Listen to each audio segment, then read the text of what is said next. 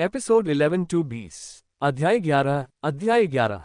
Rosemary, जो चाहो ले लो, यहाँ तरह तरह की चाय, ताजे फल और स्वादिष्ट नाश्ते मौजूद हैं। बिल्कुल घर जैसा महसूस करो, केनेथ ने बड़े प्यार से कहा। रोजमेरी ने अपनी चाय की एक घूंट ली और उसका आनंद लिया। यह कोई साधारण काली चाय नहीं थी। इसमें असम चाय का विशिष्ट स्वाद और सुगंध थी।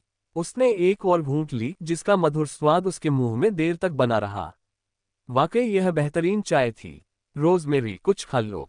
लुइसा ने कुछ पेस्ट्री रोजमेरी की ओर बढ़ाते हुए कहा। उसकी आवाज में कई तरह की भावनाएं झलक रही थी। हम तुम्हें उस समय खोना नहीं चाहते थे। मुझे पता है। अपनी माँ के दुख को देखकर रोजमेरी का दिल पिघल गया। भला कौन जानबूझकर अपने बच्चे को खोएगा। तुमने मुझे कैसे ढूंढा? रोजमेरी ने पूछा। कुछ समय पहले हैरिस परिवार ने गुमशुदा व्यक्ति की सूचना जारी की थी, जिसमें कई साल पहले हुई घटना का जिक्र था। इसे देखकर मैं बहुत परेशान हो गया।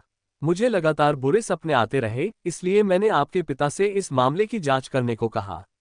लुइसा ने कहा, जांच के बाद हमें पता चला कि तुम हमारी असली बेटी हो और जिस लड़की को हमने 18 साल तक अपनी बेटी की तरह पाला पोसा, वह हमारी जैविक संतान नहीं थी। लुइसा की आंखों में आंसू भर आए और उसने कबूल किया, मुझे माफ कर दो, हमसे गलती हो गई और अब तुम्हें किसी और के घर में रहना पड़ रहा है। केनेथ को भी गहरा अपराधबोध हो रहा था। मैं उस समय बहुत लापरवाह था। मैंने सेरेना को बिना ठीक से जांचे परखे घर ले आया। इस बार हमने उसके बारे में पूरी जानकारी जुटाई। उसकी जैविक मां की एक भीषण आग में मृत्यु हो गई थी और उसके पिता का कोई पता नहीं है। आखिरकार हमने उसे 18 साल पाला है और उसे घर से निकालना सही नहीं होगा। इसलिए हम आपसे इस बारे में बात करना चाहते हैं, क्या वह आपकी बहन बनकर यहाँ रह सकती है? 18 साल तक सेरेना की परवरिश करने के बाद उनका उससे गहरा लगाव हो गया था और वह एक असाधारण लड़की थी। रोजमेरी उनकी मंशा समझ गई। उसके चेहरे पर उदासीनता का भाव था। आप जो भी फैसला करें, मुझे कोई आपत्ति नहीं है। लुइसा ने राहत की सांस ली। उनकी बेटी सचमुच दयालु थी। क्या हम आपको ऊपर घुमा दें? लुइसा ने पूछा। जब वे दूसरी मंजिल पर स्थित संगीत कक्ष के पास से गुजर रहे थे तो लुइसा ने अनायास ही पूछा, डार्लिंग, क्या तुम्हारा कोई शौक है? हाँ, रोजमेरी ने लापरवाही से जवाब दिया, पैसे कमाना। केनेथ खिलखिलाकर हंस पड़ा। हाँ हाँ, जैसी बाप वैसी बेटी। मैं भी जब जवान था तब पैसे कमाने का शौकीन था। मुझे विश्वास नहीं हो रहा कि हमारा शौक एक जैसा है। बकवास। लुइसा ने बिना किसी झिझक के उसे फटकारा। जब तुम जवान थे तो लड़कियों को पटाने में ही लगे रहते थे। केनेथ एक पल के लिए रुक गया, फिर जल्दी से समझाने लगा, लेकिन तुम ही एकमात्र ऐसी थी जिसने मेरा ध्यान खींचा। तुम्हारा पीछा करना पैसा कमाने से ज्यादा महत्वपूर्ण था। रोजमेरी ने अपनी नजरें हटा ली और संयोग से खिड़की से देखा कि उनके पास एक निजी हेलीपैड था जिस पर 3 विमान खड़े थे, जिनमें से एक सीमित संस्करण का बोइंग 747 एसपी था। रोजमेरी, ये तुम्हारा कमरा है, तुम्हें पसंद आया? लुइसा ने अपनी बेटी की स्वीकृति की उम्मीद में दरवाजा खोला। कमरा गुलाबी रंग से भरा हुआ था। पर्दे, बिस्तर, अलमारी, मेज, सब कुछ गुलाबी। रोजमेरी अवाक रह गई। तुम्हारी मम्मी कहती हैं कि सभी लड़कियों को गुलाबी रंग पसंद होता है, इसलिए उन्होंने खास तौर पर तुम्हारे लिए ये राजकुमारी थीम वाला कमरा डिजाइन किया है। केनेथ ने गहरी सांस ली, हवा में फैली मिठास को बड़ा चढ़ाकर बताते हुए कहा, क्या आपको हवा में मिठास का स्वाद आ रहा है? रोजमेरी ने कोई जवाब नहीं दिया। अगर तुम्हें ये पसंद नहीं आया तो कोई बात नहीं। तुम्हारी मम्मी ने तुम्हारे लिए दूसरे कमरे भी तैयार रखे हैं। केनेथ ने उसे आसपास के कुछ कमरे दिखाए, जिनमें से हर एक की थीम अलग थी, भूमध्यसागरीय, क्लासिक, मिनिमलिस्ट, मॉडर्न। चूंकि उन्हें रोजमेरी की पसंद के बारे में पक्का पता नहीं था और उनके पास काफी कमरे थे, इसलिए लुइसा ने हर कमरे को अलग अलग स्टाइल में सजाया। मैं ये वाला लूंगी। रोजमेरी ने सबसे सरल वाला चुना। थोड़ी देर आराम कर लो, तुम्हारे लिए एक सरप्राइज है। लुइसा ने रोजमेरी का हाथ पकड़ते हुए कहा, जब हाउसकीपर तुम्हें लेने आए तो नीचे चले जाना, ठीक है? यह उनकी बेटी के लिए पहला उपहार था, इसलिए वे थोड़े घबराए हुए थे। रोजमेरी समझ गई और उसने सहमति में सिर हिलाया। अपने कमरे में अपना सामान समेटने के बाद उसने अपना फोन निकाला और एक संदेश भेजा। क्या आपके पास अभी भी हॉटीज हर्ब है? फोन पर तुरंत जवाब आया। दूसरी तरफ से एक मधुर आवाज आई, रोजमेरी, क्या तुम फिर से उस जड़ी बूटी से हॉटीज बनाने की योजना बना रही हो? क्या काला बाजार में हॉटीज की आसमान छूती कीमतों ने तुम्हें ऐसा करने से रोक दिया?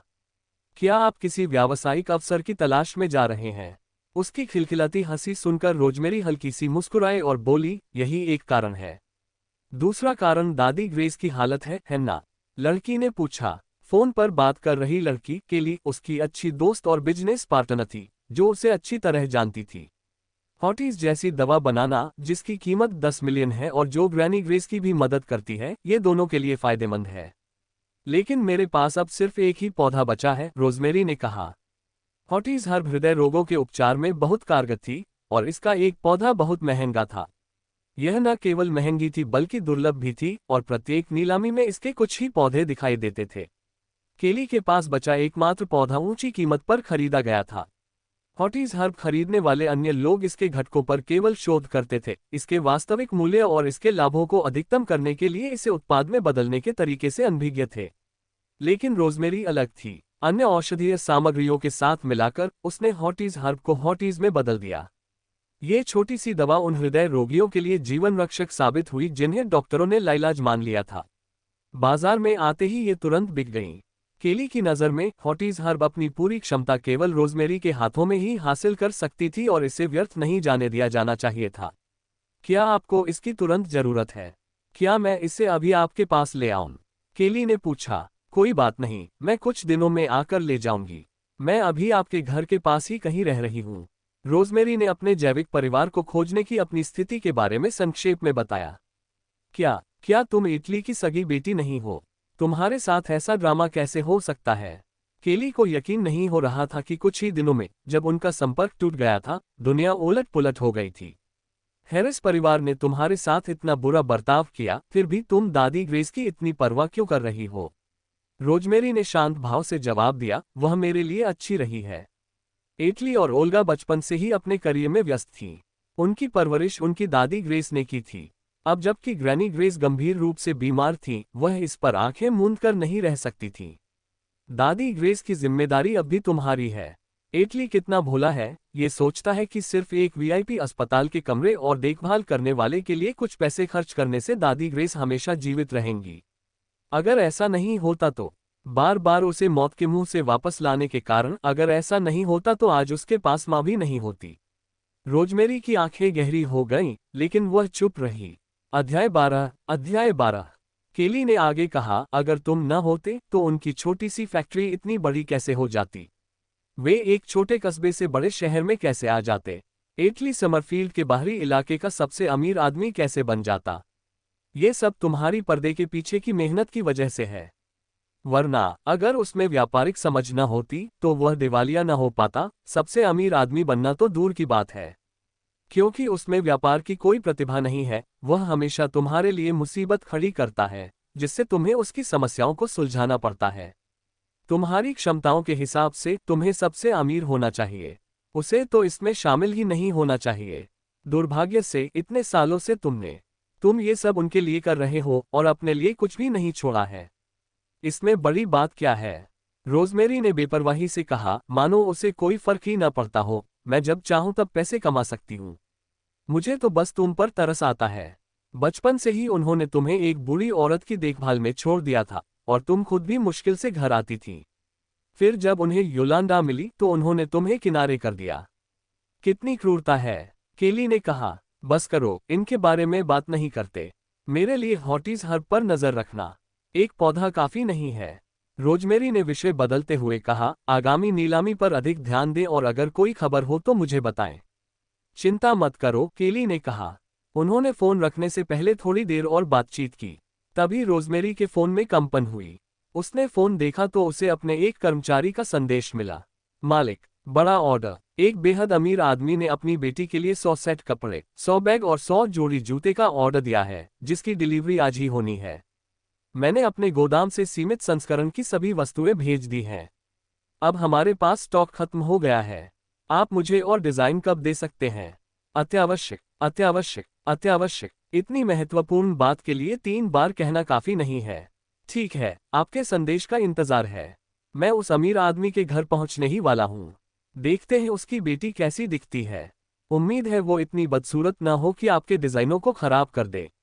रोजमेरी थोड़ी हैरान हुई और बोली, क्या आप इसे खुद डिलीवर कर रहे हैं?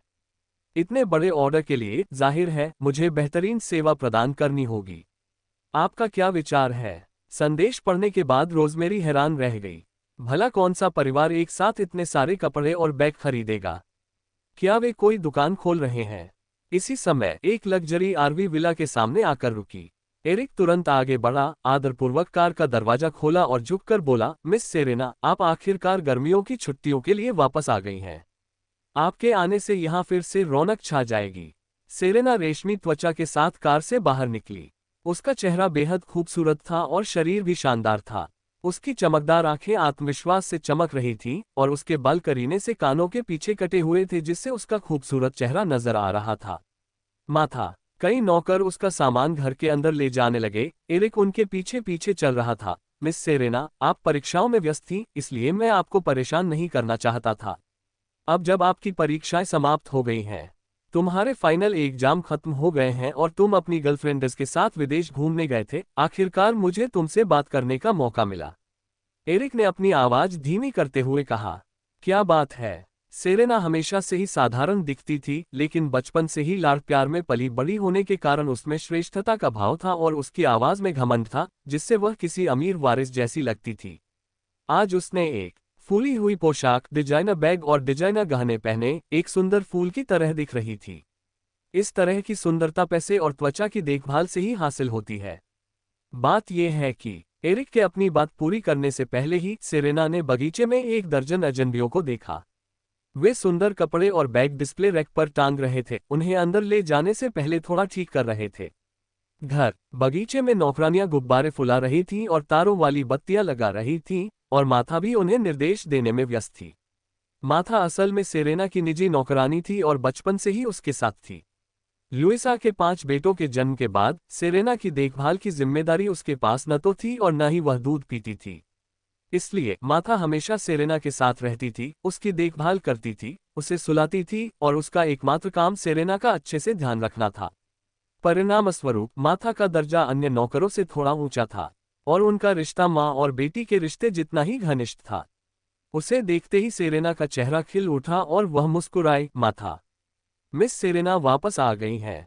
सेरेना को देखकर माथा की मुस्कान और भी खिल उठी। वह जल्दी से उसके पास गई। मैंने तुम्हें बहुत याद किया।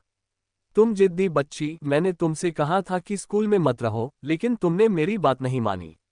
देखो, वाह, आपने तो सिर्फ 1 महीने में इतना वजन कम कर लिया। क्या तुम्हारा वजन भी कम हो गया है? माथा, क्या तुम्हें मेरी बहुत याद आ रही थी?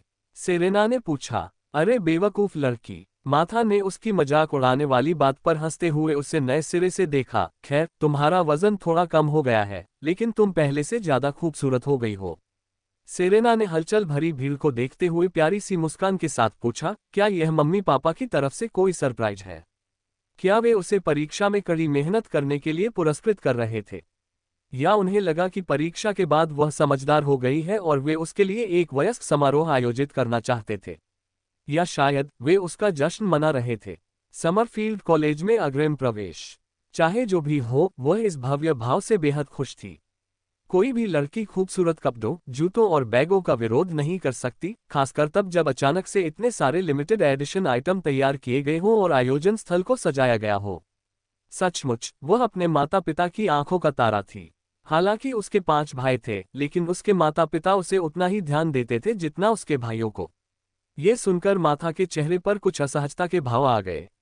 मैं जाकर देखूंगी। सेरेना की आवाज में अभी भी खुशी झलक रही थी, लेकिन माथा ने तुरंत कहा, मिस सेरेना, ये चीजें आपके लिए तैयार नहीं की गई थीं। अपनी बात खत्म करने के बाद उसने एरिक की तरफ देखा। दोनों में से कोई भी उस लड़की को दुख नहीं पहुंचाना चाहता था जो प्यार भरे माहौल में पली बड़ी थी। लेकिन ये बातें कहने के लिए एरिक से कहीं ज्यादा काबिल माथा थी। माथा, मुझे पता है, शायद आप लोगों ने यह उम्मीद नहीं की होगी कि मैं अपने दोस्त के प्लेन से जल्दी वापस आ जाऊंगी। मुझे पता है कि आपने अभी तक सारी तैयारी पूरी नहीं की है। कोई बात नहीं, मैं ऐसा दिखावा करूंगी कि मुझे पता ही नहीं था। आप लोग अपना काम जारी रखें। मैंने देखा नहीं कुछ भी, सेरेना ने कहा। मिस सेरेना, माथा ने कहा। सेरेना मुस्कुराते हुए घर में दाखिल हुई। वह परिवार की इकलौती लड़की थी, तो ये सब चीजें उसके लिए ही तो हो रही थी। उसके भाइयों के लिए? छी, उसके माता पिता उसे जरूर सरप्राइज देना चाहते होंगे। वह और नौकर इतने डरपोक थे कि उन्होंने सच बताने की हिम्मत नहीं की। काफी आम बात है ना? सेरेना मुख्य हॉल में दाखिल हुई और वहां उसे दर्जनों करीने से सजे हुए डिस्प्ले रैक दिखाई दिए। हर ड्रेस, हर बैग मानो उसी के लिए बना हो। वह एक रैक से दूसरे रैक की ओर दौड़ती हुई गई, उसके चेहरे पर खुशी की लहर दौड़ गई। जैसे जंगल की आग, माथा सच्चाई सामने लाना चाहती थी, लेकिन सेरेना के मुस्कुराते चेहरे को देखकर वह उसकी खुशी को उजागर करने की हिम्मत नहीं कर पाए। रोजमेरी ने अभी अभी अपने कमरे में कुछ काम खत्म किया था और आराम करने ही वाली थी कि तभी उसके दरवाजे पर दस्तक हुई। अध्याय 13। दरवाजे के बाहर से एडिथ की विनम्र आवाज गूंजी, सुश्री, आपके माता पिता आपको बगीचे में आमंत्रित कर रहे हैं। रोजमेरी समझ गई, यही उनका सरप्राइज होगा। उसने दरवाजा बंद किया और एडिथ के पीछे पीछे बगीचे में चली गई। जैसे ही वह बगीचे के प्रवेश द्वार पर पहुंची, उसके चारों ओर अचानक अंधेरा छा गया। हवेली की सभी बत्तियां बुझा दी गईं। 3 सेकंड बाद स्वप्निल रोशनी ने उस स्थान को फिर से रोशन कर दिया। मिस, कृपया इधर आइए, एडिथ ने थोड़ा झुकते हुए इशारा किया। रोजमेरी ने बगीचे में कदम रखा और पेड़ों से लटकती खूबसूरत तारों वाली रोशनी देखी। अनगिनत रंग बिरंगे गुब्बारे हवा में तैर रहे थे और आसमान से रंग बिरंगे रिबन गिर रहे थे। क्या यही वह सरप्राइज था जो उन्होंने उसके लिए तैयार किया था? एटली और ओल्गा से पहले कभी ऐसा आश्चर्य न मिलने के कारण अब उसे उनके प्यार और ध्यान का एहसास हो रहा था। घर के अंदर सेरेना दंग रह गई। उन्होंने उसे बिना बताए रिबन क्यों खोल दिए? लेकिन ये दृश्य सोशल मीडिया पर खूब वायरल होने वाला था। वह कुछ तस्वीरें लेने के लिए बगीचे में जाने ही वाली थी कि उसने देखा कि उसके माता पिता पहले ही उत्साह से चिल्लाते हुए बाहर भाग आए हैं, हमारी नन्ही बेटी। सेरेना के चेहरे पर हल्की सी शर्म आ गई। उसके माता पिता ने उसे कभी इतने प्यार से इस नाम से नहीं पुकारा था। क्या इसका कारण ये था कि उन्होंने उसे लंबे समय से नहीं देखा था? क्या उन्हें लगा कि वह बगीचे में है और इसीलिए उन्होंने ऐसा किया? वे इतनी उत्सुकता से बाहर क्यों भागे? उन्हें पता ही नहीं था कि उनकी नन्ही बेटी अभी भी पेट में ही है। सेरेना के चेहरे पर खुशी भरी मुस्कान थी और वह बगीचे में प्रवेश करने ही वाली थी कि उसने अपने माता पिता को एक लड़की का हाथ पकड़े हुए उससे स्नेहपूर्वक कुछ कहते हुए देखा। वह लड़की दुबली पतली और कोमल त्वचा वाली थी, सेरेना की त्वचा से बिल्कुल अलग, जिसे अनगिनत स्किनकेयर उत्पादों से संवारा गया था। उस लड़की की त्वचा ज्यादा प्राकृतिक और दमकती हुई थी। पास आते ही सेरेना ने लड़की के साधारण पहनावे पर ध्यान दिया, लेकिन उसके चेहरे के हाव भाव बेहद आकर्षक थे। लड़की का चेहरा कुछ कुछ उसकी माँ जैसा था। हवा का एक झोंका आया और लड़की के बाल लहराने लगे। वह बेहद खूबसूरत लग रही थी। घर में ऐसी मेहमान क्यों आई थी? सेरेना असमंजस में थी। ऐसा लगता था कि उसके माता पिता इस लड़की को बहुत महत्व देते थे। रोज, बगीचे में ये सरप्राइज कैसा लगा? है ना? पसंद आया? केनेथ के अपनी बात पूरी करने से पहले ही उसने देखा कि सेरेना वहां खड़ी है। थोड़ी हैरान, सेरेना, तुम्हें तो कल दोपहर को आना था, आज ही क्यों आ गई? अपने पिता को ये कहते हुए सुनकर कि बगीचे में सरप्राइज उस लड़की के लिए तैयार किया गया था, सेरेना आश्चर्यचकित और असमंजस में पड़ गई। उसे समझ नहीं आ रहा था कि उसके माता पिता एक अजनबी को इतना महत्व क्यों दे रहे हैं। लेकिन वहां मेहमान मौजूद थे, इसलिए उसने उचित व्यवहार किया और हल्की मुस्कान के साथ कहा, पापा, मम्मी, मैं एक दोस्त के विमान से जल्दी वापस आ गई। वह कौन है? शायद केनेथ ने सेरेना के अचानक यहां आने की उम्मीद नहीं की थी। उसने झट से मुस्कुराते हुए कहा, तुम सही समय पर आए हो। चलो मैं तुम्हारा परिचय कराता हूं। ये रोजमेरी है, तुम्हारी बहन। बहन? कौन सी बहन? कोई दूर की रिश्तेदार? लड़की ने सादे कपड़े पहने थे, जो किसी करीबी रिश्तेदार के कपड़ों से बिल्कुल अलग थे। उनके सभी करीबी रिश्तेदार बहुत अमीर और उच्च सामाजिक प्रतिष्ठा वाले थे। सादे कपड़े पहनी ये लड़की दूर की रिश्तेदार हो सकती है। वह यहाँ अपना रुतबा कायम करने आई हो सकती है। क्या ये जान पहचान बनाने या पैसे उधार लेने के लिए है? केनेथ ने उसके विचारों पर ध्यान नहीं दिया और रोजमेरी की ओर मुड़कर कहा, रोजमेरी, ये सेरेना है जिसके बारे में मैंने तुम्हें बताया था। उसने अभी अभी अपनी परीक्षाएं समाप्त की हैं और अब गर्मियों की छुट्टियों पर है, इसलिए वह हमारे साथ रहेगी।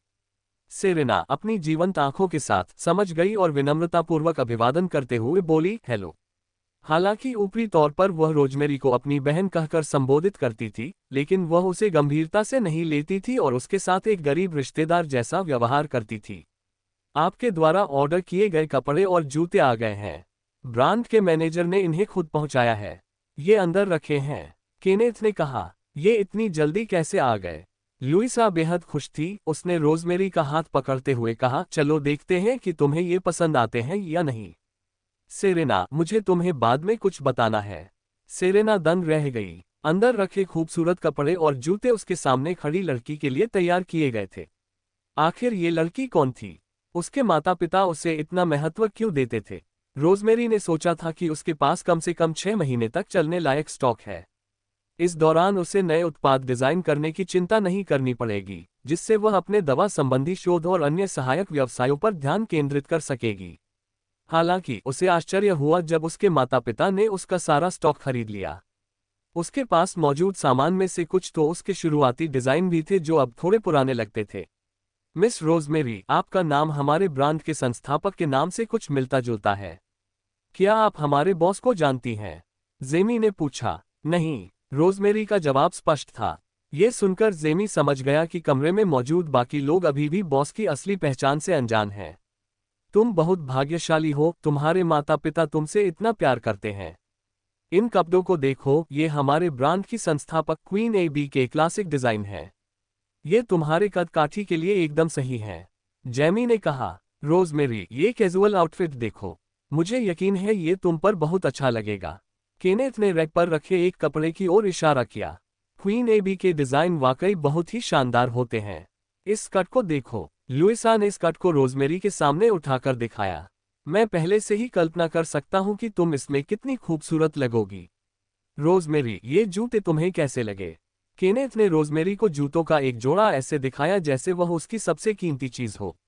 रोजमेरी, ये वन शोल्डर बैग कैसा रहेगा?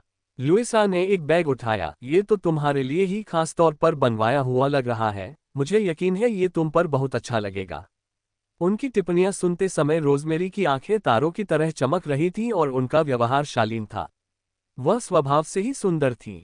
उनकी आंखें निर्मल और निर्मल थीं, जिनमें शीतलता और मधुरता का मिश्रण था, जो एक अवर्णनीय आकर्षण पैदा करता था। दूसरी ओर सेरेना का चेहरा पीला पड़ रहा था, उसका सदमा शब्दों में बयां नहीं किया जा सकता था। उसे यकीन नहीं हो रहा था कि वह क्या सुन रही है। आखिर चल क्या रहा था? उसके माता पिता इस लड़की को अपनी बेटी की तरह क्यों पाल रहे थे? बेटी को ये सारे लिमिटेड एडिशन लाए कपड़े भी तोहफे में दे रहे हो। उन्हें रोजमेरी पर इतना प्यार लुटाते देख उसे घबराहट होने लगी, जिससे वह बेचैन हो गई। स्कूल में बिताए उस महीने में आखिर क्या हुआ था? ये सब तुम्हारे नाप के हैं। अगर तुम्हें पसंद नहीं आए तो पापा से दूसरा बैच बनवा सकते हैं। केनेथ ने रोजमेरी को प्यार से देखा। कोई जरूरत नहीं। रोजमेरी की आंखें चमक उठी, उसकी आवाज नर्म और कोमल थी। मुझे लगता है कि वे सभी काफी अच्छे हैं। जेमी बॉस के लहजे से समझ गई कि वह कपड़ों को लेकर कुछ खास खुश नहीं थी।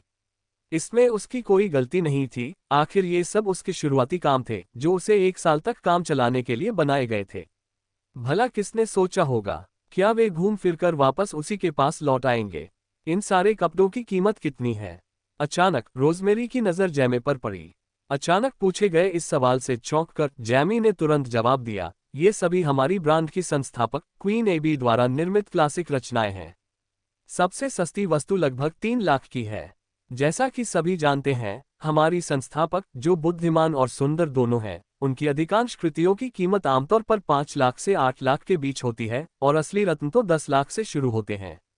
स्पष्टतः केनेथ ने अपनी बेटी के लिए 10 लाख से अधिक कीमत की सभी वस्तुएं मंगवाई थीं। पहली नज़र में वे सभी उच्च कोटि के डिजाइन थे। कीमती वस्तुओं और साधारण वस्तुओं में अंतर उन्हें बनाने में लगने वाले समय का था। बॉस ने डिजाइन पर पैसा खर्च किया।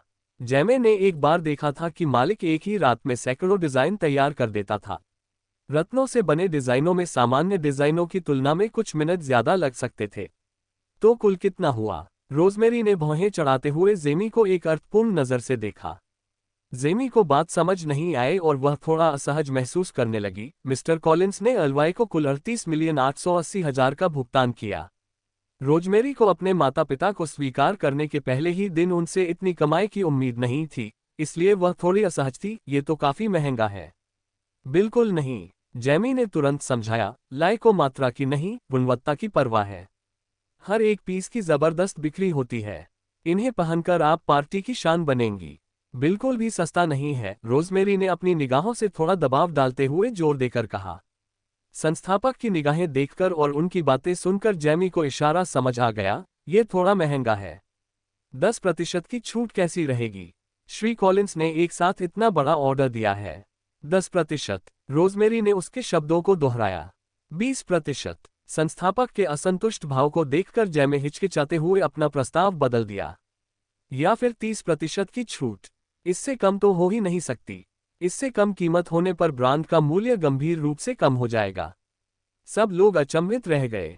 किसने सोचा था कि वह एक शीर्ष ब्रांड के साथ इतनी मोलभाव कर सकती है, और वह भी इतनी बड़ी रकम के साथ। केनेथ और लुइसा ने कभी नहीं सोचा था कि उनकी बेटी मोलभाव करने में इतनी माहिर होगी। वाकई में वह बहुत विचारशील है। बस इसे 27 मिलियन कर दो और बाकी रकम भूल जाओ। जैमी ने फैसला किया, मैं अंतर की रकम तुरंत मिस्टर कॉलिंस के खाते में वापस कर दूंगा। केनेथ को लगा कि उसकी बेटी उसके इतने ज्यादा खर्च करने को लेकर चिंतित है, और उसने तुरंत कहा, रिफंड की कोई जरूरत नहीं है रोज, पापा इसे वहन कर सकते हैं। दबाव महसूस मत करो, ये ठीक नहीं है, रोजमेरी ने दृढ़ता से कहा। पैसा होने के बावजूद हम उसे यूं ही लुटा नहीं सकते। क्यों न हम आधे कपड़े लौटा दें। इस तरह वह उन्हें दूसरे लोगों को बेचकर उनसे पैसे कमा सकती थी। बिल्कुल नहीं, केनेथ ने तुरंत आपत्ति जताते हुए कहा। जेमी, ऐसा क्यों नहीं करते? मेरी बेटी के खाते में पैसे वापस कर दो। उसी ने मोलभाव किया था, इसलिए पैसे उसी के खाते में जाने चाहिए। रोज, उसे अपना खाता दे दो, इस पर विचार करो। मम्मी पापा से मिलने वाला जेब खर्च, इतनी सारी जेब खर्च। जैमे को लगा जैसे वह इस स्थिति का सामना नहीं कर सकता। बाकी सब उससे ईर्ष्या कर रहे थे। सेरेना को अपने माता पिता की उदारता पर विश्वास नहीं हो रहा था, जो बिना किसी झिझक के इतनी बड़ी रकम दान कर रहे थे। उन्होंने उसके लिए ऐसा कभी नहीं किया था। जैसे ही वह एक कदम पीछे हटी, माथा तुरंत उसकी मदद के लिए आगे आए और फुसफुसाते हुए बोली, मिस, अपना संयम बनाए रखें। हालांकि सच्चाई कड़वी थी, लेकिन हालात अभी सबसे खराब स्थिति तक नहीं पहुंचे थे। सेरेना ने देखा कि उसके माता पिता एक ऐसी आत्मीयता और स्नेह के साथ, जो उसने पहले कभी नहीं देखा था, अपने सामने बैठी बच्ची की इतनी देखभाल कर रहे थे। वे तो उसे भूल ही गए थे। उस लड़की में हमेशा एक अलग थलग रहने का भाव रहता था। हालांकि वह अपने माता पिता के सामने थोड़ा संयमित व्यवहार करती थी, लेकिन उसकी अंतर्निहित शीतलता और मनमानी एक जंगली भेड़िए की तरह थी जिसे वश में नहीं किया जा सकता था। वह पहली नजर में ही पता चल जाता था कि वह अच्छी बच्ची नहीं थी। भला भेड़ों के झुंड में भेड़िया कैसे हो सकता है? ये जगह तो उसे बिल्कुल भी पसंद नहीं आई। वह यहाँ की हर चीज से पूरी तरह बेमेल थी। पापा, मम्मी, ये कौन है?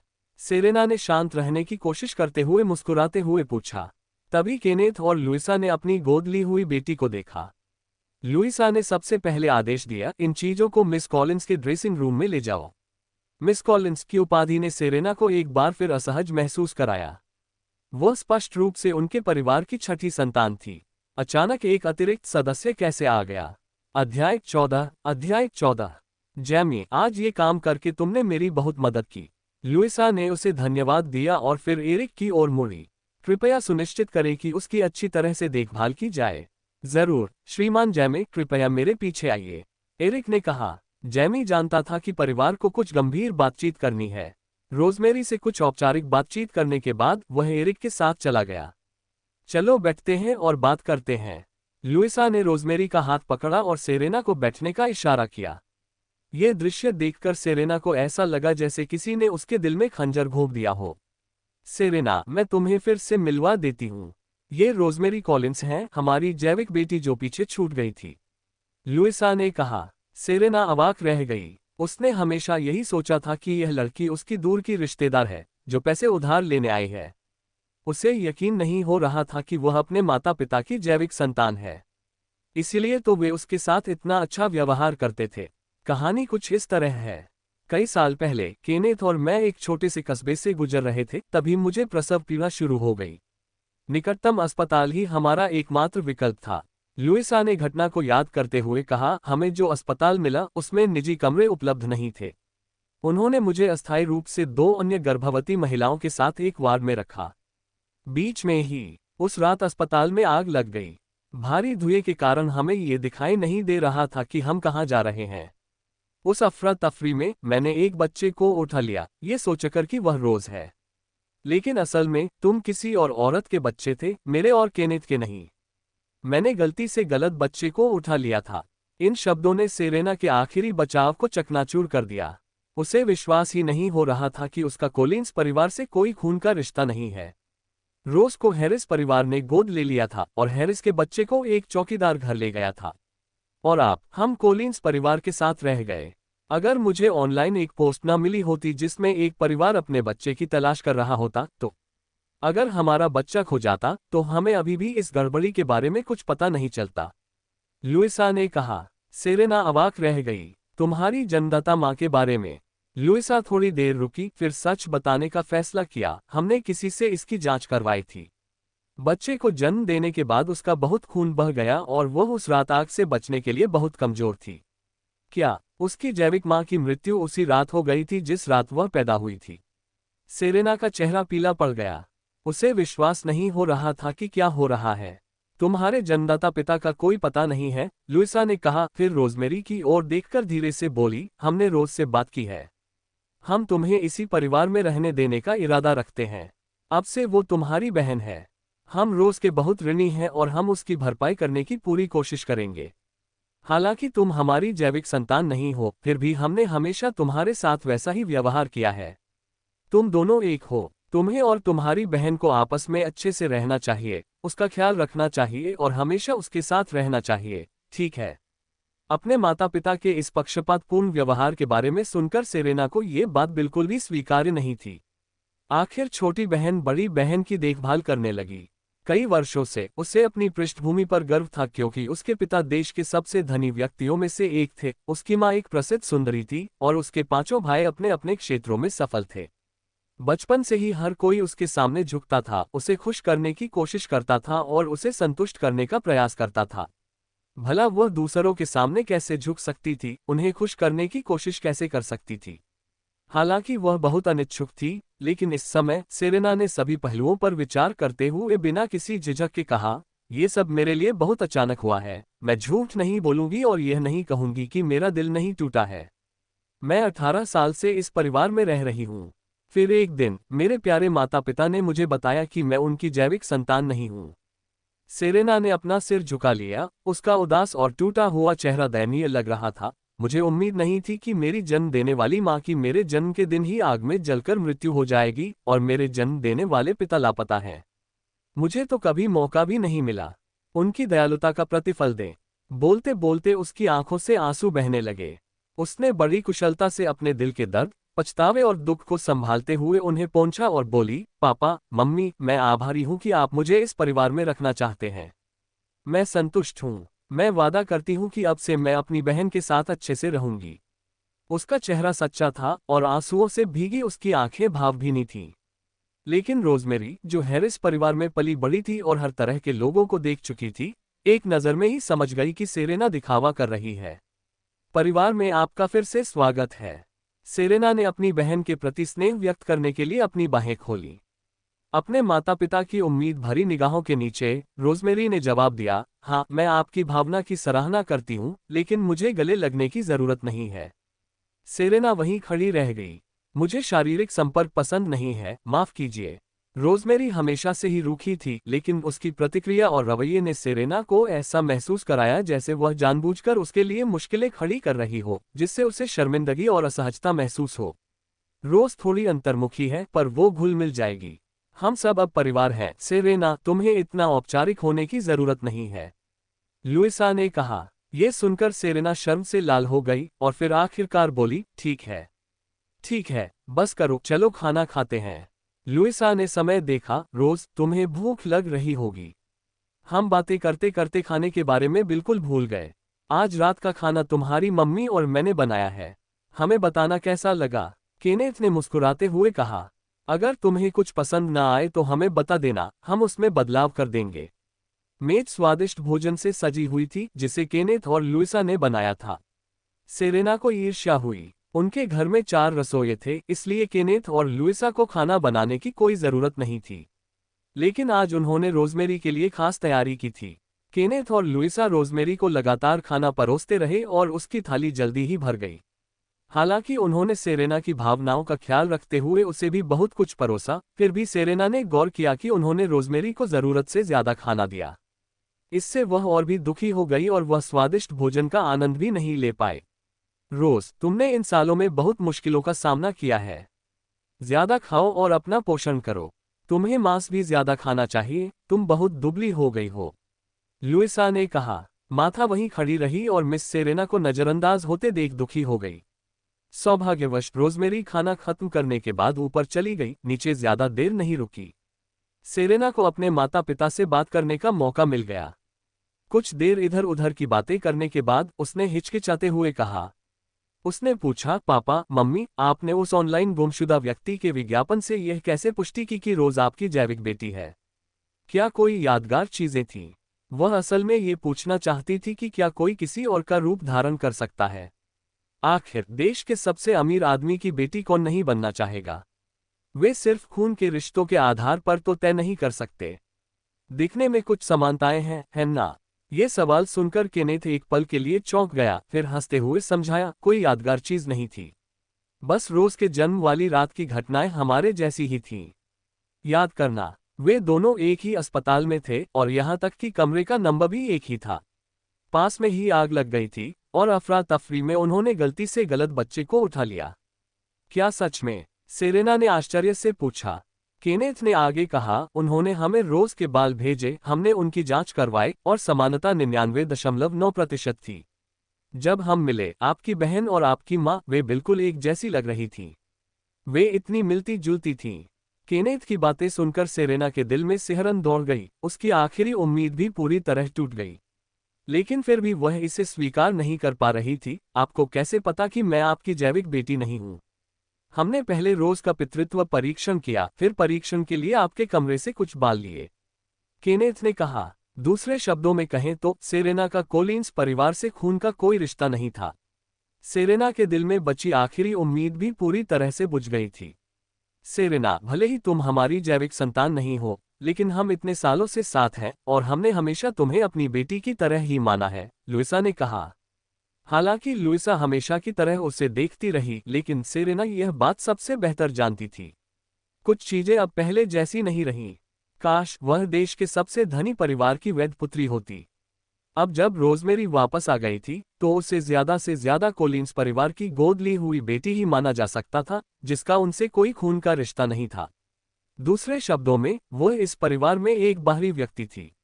कुछ पलों के लिए उसकी आंखें नम हो गईं और उसने सहज ही लुइसा को गले लगा लिया। माँ, मैं आपसे और पिताजी से बहुत प्यार करती हूँ। मैं इस जीवन में आपका अच्छे से ख्याल रखूंगी।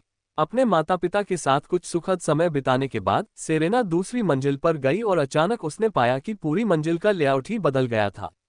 पूरी दूसरी मंजिल एकदम नई थी, जाहिर तौर पर उसका नवीनीकरण किया गया था और हर कमरा अलग शैली का था।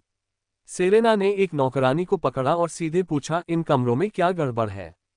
मालिक और मालकिन सुश्री कॉलिंस का घर में स्वागत करना चाहते थे, इसलिए उन्होंने कमरों को डिजाइन करने के लिए एक प्रसिद्ध अंतर्राष्ट्रीय डिजाइनर को नियुक्त किया और सर्वश्रेष्ठ नवीनीकरण टीम को आमंत्रित किया। आपके अलावा पूरी दूसरी मंजिल का नवीनीकरण किया गया है। क्योंकि उन्हें पता नहीं था कि सुश्री कॉलिंस को किस शैली की सजावट पसंद आएगी, इसलिए हर कमरे की एक अलग थीम है, नौकरानी ने कहा। सेरेना का चेहरा थोड़ा पीला और विकृत हो गया, लेकिन नौकरानी ने चारों ओर देखा और फुसफुसाते हुए कहा, श्रीमती कॉलिंस एक छोटे परिवार में पली बढ़ी थीं और अंत में उन्होंने सबसे साधारण परिवार को ही चुना। नौकरानी की यह बात सुनकर सेरेना को थोड़ा बेहतर महसूस हुआ। नौकरानी ने फिर चारों ओर देखा और फुसफुसाते हुए बोली, श्रीमती कॉलिंस भोली हैं। उन्हें कुछ पता नहीं था। लगता है उन्होंने मशहूर पेंटिंग्स नहीं देखी हैं। वह महंगी return of the Kings painting living room में टांगी जानी थी ताकि लोग उसकी प्रशंसा कर सकें, लेकिन उन्होंने उसे लाउंज में रखवा दिया।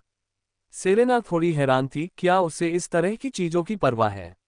नौकरानी ने कहा, मालिक और मालकिन को उसकी राय की बहुत परवाह है और उन्होंने तो उसे हटवाने का आदेश भी दे दिया। आज तो उन्होंने खुद खाना भी बनाया और उसके लिए ढेर सारे खूबसूरत कपड़े, जूते और थैले मंगवाए। यहाँ तक कि उसे $10 मिलियन भी दिए, ये कहते हुए कि ये जेब खर्च है। सेरेना की लंबी पलकों के नीचे चमकदार आंखों की एक जोड़ी ईर्ष्या और आक्रोश को छिपाए हुए थी। मैडम, मुझे माफ करना कि मैंने बिना सोचे समझे बोल दिया। अगर आप भविष्य में विदेश में कॉलेज की पढ़ाई करने जाती हैं, तो आपके परिवार की स्थिति डावाडोल हो सकती है, नौकरानी ने घबराते हुए चेतावनी दी। सेरेना अपनी मौजूदा स्थिति के बारे में बिल्कुल स्पष्ट थी। हाँ, मुझे पता है, आप आगे बढ़िए। हाँ, नौकरानी ने जवाब दिया। रुको, तुम्हारा नाम हॉली है ना? सेरेना ने अचानक उसे वापस बुलाया, अपनी कलाई से हीरे का कंगन उतारकर उसे देते हुए कहा, मैंने सुना है तुम्हारा परिवार अस्पताल में है, शायद ये कंगन काम आ सके। मदद करना। धन्यवाद मिस सेरेना। हॉली ने तुरंत अपनी वफादारी दिखाते हुए कहा, मैं भविष्य में भी आपकी निष्ठापूर्वक सेवा करूंगी। ये नौकरानी काफी समझदार थी। सेरेना ने हाथ हिलाकर उसे जाने का इशारा किया और उसके मन में धीरे धीरे एक योजना बनने लगी। हालांकि रोजमेरी उनकी सगी बेटी थी, लेकिन उसने इतने साल केनेथ और लुइसा के साथ बिताए थे, और उनके लिए उसकी भावनाएं रोजमेरी की भावनाओं से कहीं ज्यादा गहरी थीं। होप हॉस्पिटल के कमरा नंबर 306 के बाहर एक आदमी ने दरवाजा धकेला और अंदर चला गया। उसकी आंखें साफ थीं, चेहरे की बनावट कोमल थी और उसके शरीर से एक अतुलनीय महान शालीनता झलक रही थी। बिस्तर पर लेटे बूढ़े व्यक्ति ने अपनी उंगलियों को थोड़ा सा हिलाया, मानो उसे किसी के आने का आभास हो रहा हो, और धीरे धीरे अपनी आंखें खोलीं। अपने पोते रोमियो को देखकर बूढ़े व्यक्ति की निगाहें नर्म पड़ गईं और उसकी आवाज थोड़ी कमजोर हो गई। तुम छोटे छोकरे, रोमियो ने धीमी आवाज में कहा, जाग रहे हो? मैं कहाँ हूँ? बूढ़े आदमी ने आंखें खोलने की कोशिश की और चारों ओर देखा। मेरे साथ क्या हुआ? उसके पूरे शरीर में इतना दर्द क्यों हो रहा था, और उसमें बोलने की भी ताकत क्यों नहीं थी? रोमियो ने हल्की हंसी के साथ पूछा, क्या भूख हड़ताल पर जाने की इच्छा आप ही नहीं रखते थे? उसने खाना खाने और दवा लेने से इनकार कर दिया, जिसके चलते उसे वहां आना पड़ा। और अंत में वह बाल बाल बच गया। उसके याद दिलाने पर बूढ़े व्यक्ति को कुछ याद आ गया। ऐसा लगा जैसे ऐसी कोई बात थी। शुरू में तो वह अपनी स्थिति बदलना चाहता था, लेकिन उसके पूरे शरीर में इतना दर्द हो रहा था कि उसने कहा, आह, बहुत दर्द हो रहा है। उसकी मदद करने के बजाय रोमियो ने शिकायत करते हुए कहा, तुम भाग्यशाली हो कि खतरे से बाहर हो। उसे ये थोड़ा सा दर्द सह लेना चाहिए। उसे इतना हंगामा करने के लिए किसने उकसाया? अरे तुम तो छोटे बदमाश हो। मैं अभी अभी उठा हूं, क्या तुम थोड़ा अच्छा व्यवहार नहीं कर सकते? बूढ़े आदमी को थोड़ा बुरा लगा, ये सब तुम्हारी गलती है। तुम बताओ, कितने दिनों से मुझसे मिलने नहीं आए हो? अगर उसने खाना खाने या दवा लेने से इनकार न किया होता और इतना बड़ा ऑपरेशन न करवाया होता, तो इस शरारती बच्चे के पास उससे मिलने आने का समय ही न होता। तुम्हें किसने कहा कि तुम वो बातें दोहराते रहो जो मैं सुनना नहीं चाहता?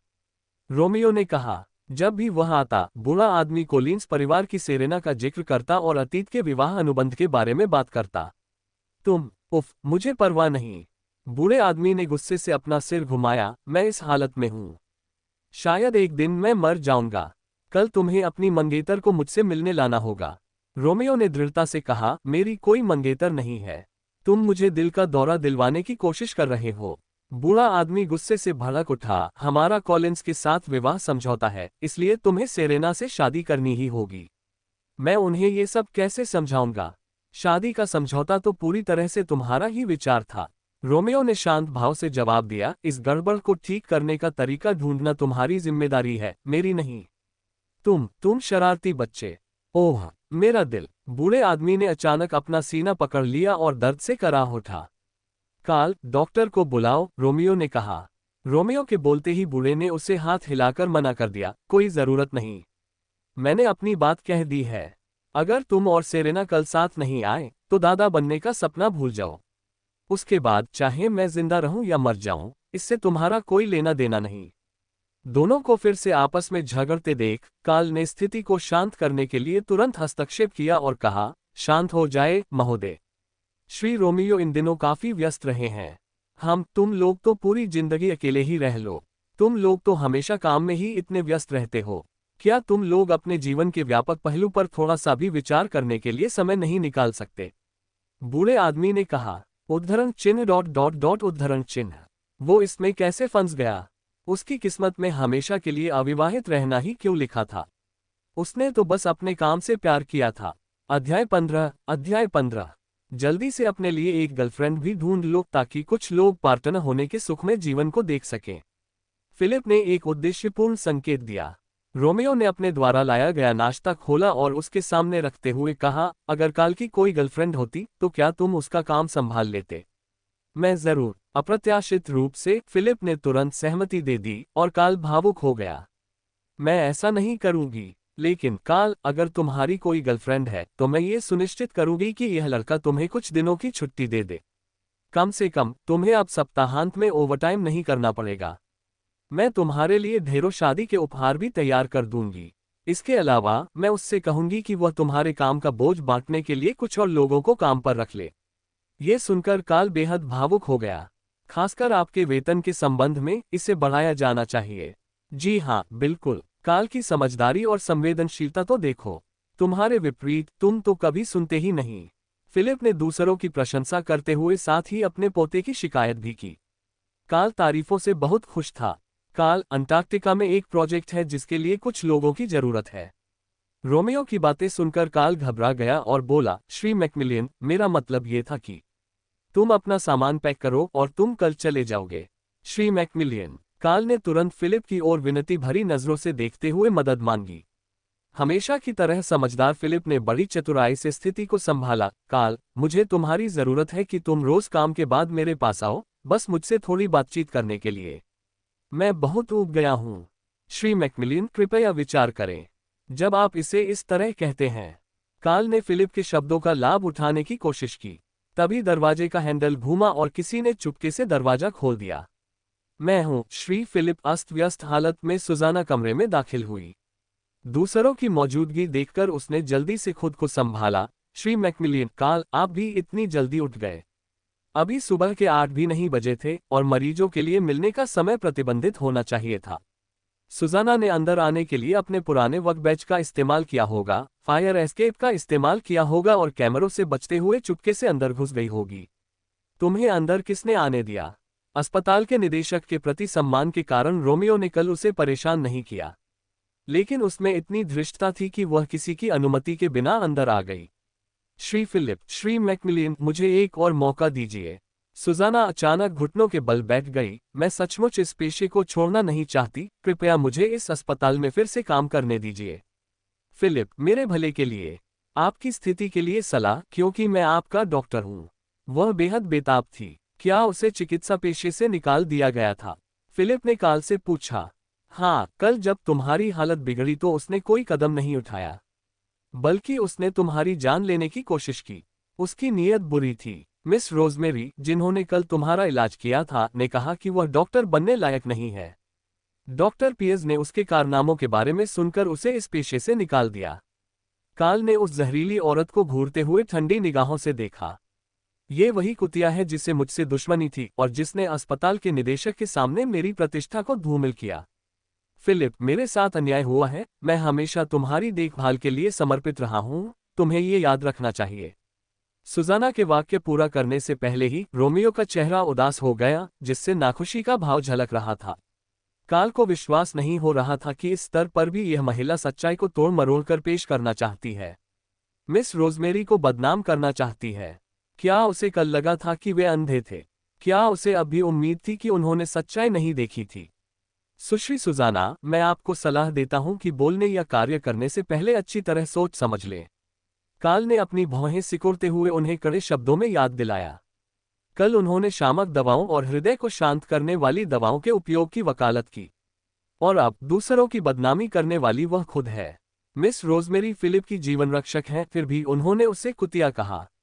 अब से आपके परिवार के किसी भी सदस्य को समरफील्ड में कदम रखने की अनुमति नहीं है।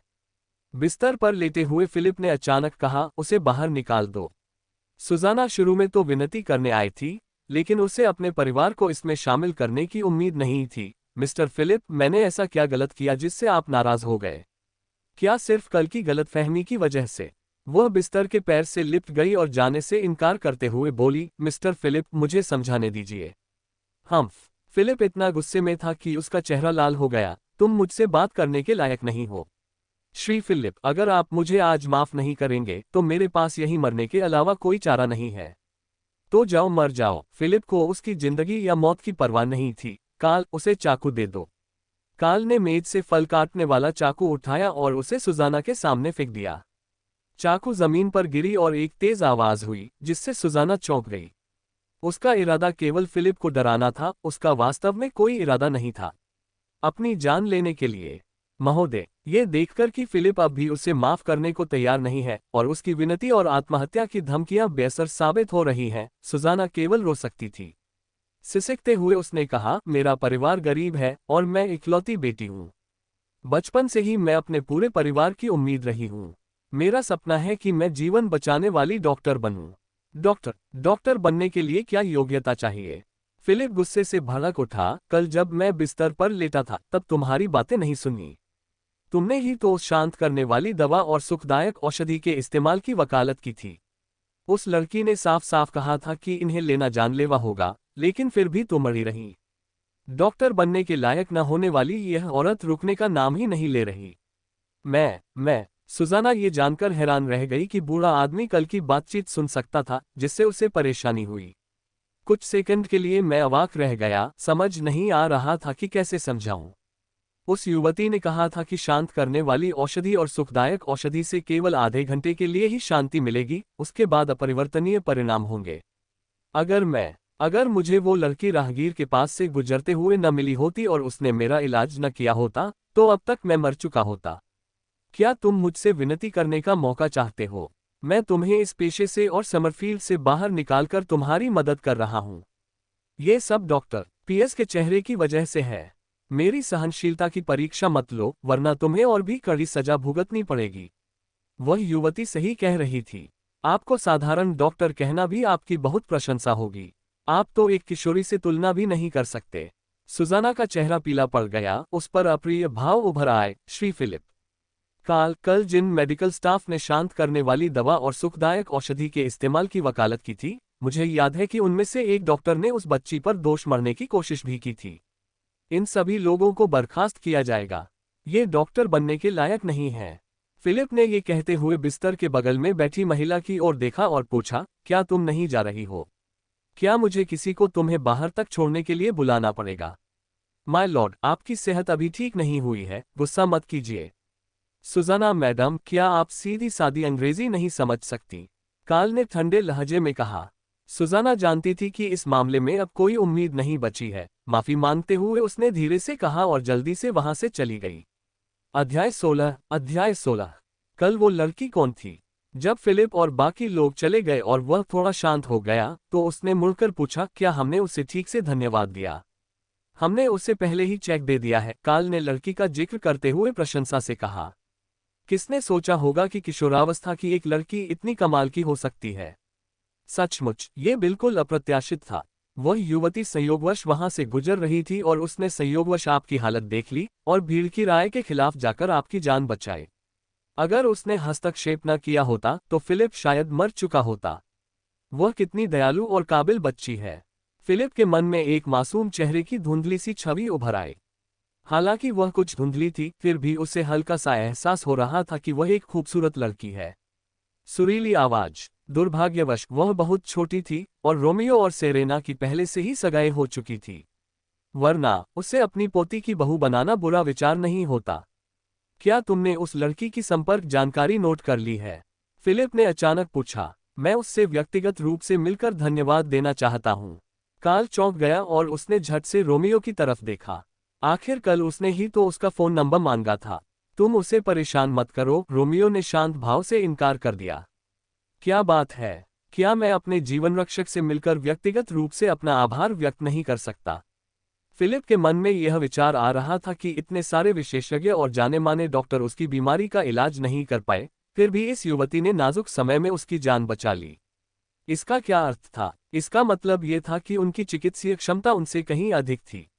अगर उन्हें सही से याद था तो वह युवती केवल 17 या 18 वर्ष की थी और संयोग से उनका एक और पोता भी था जो लगभग उसी उम्र का था।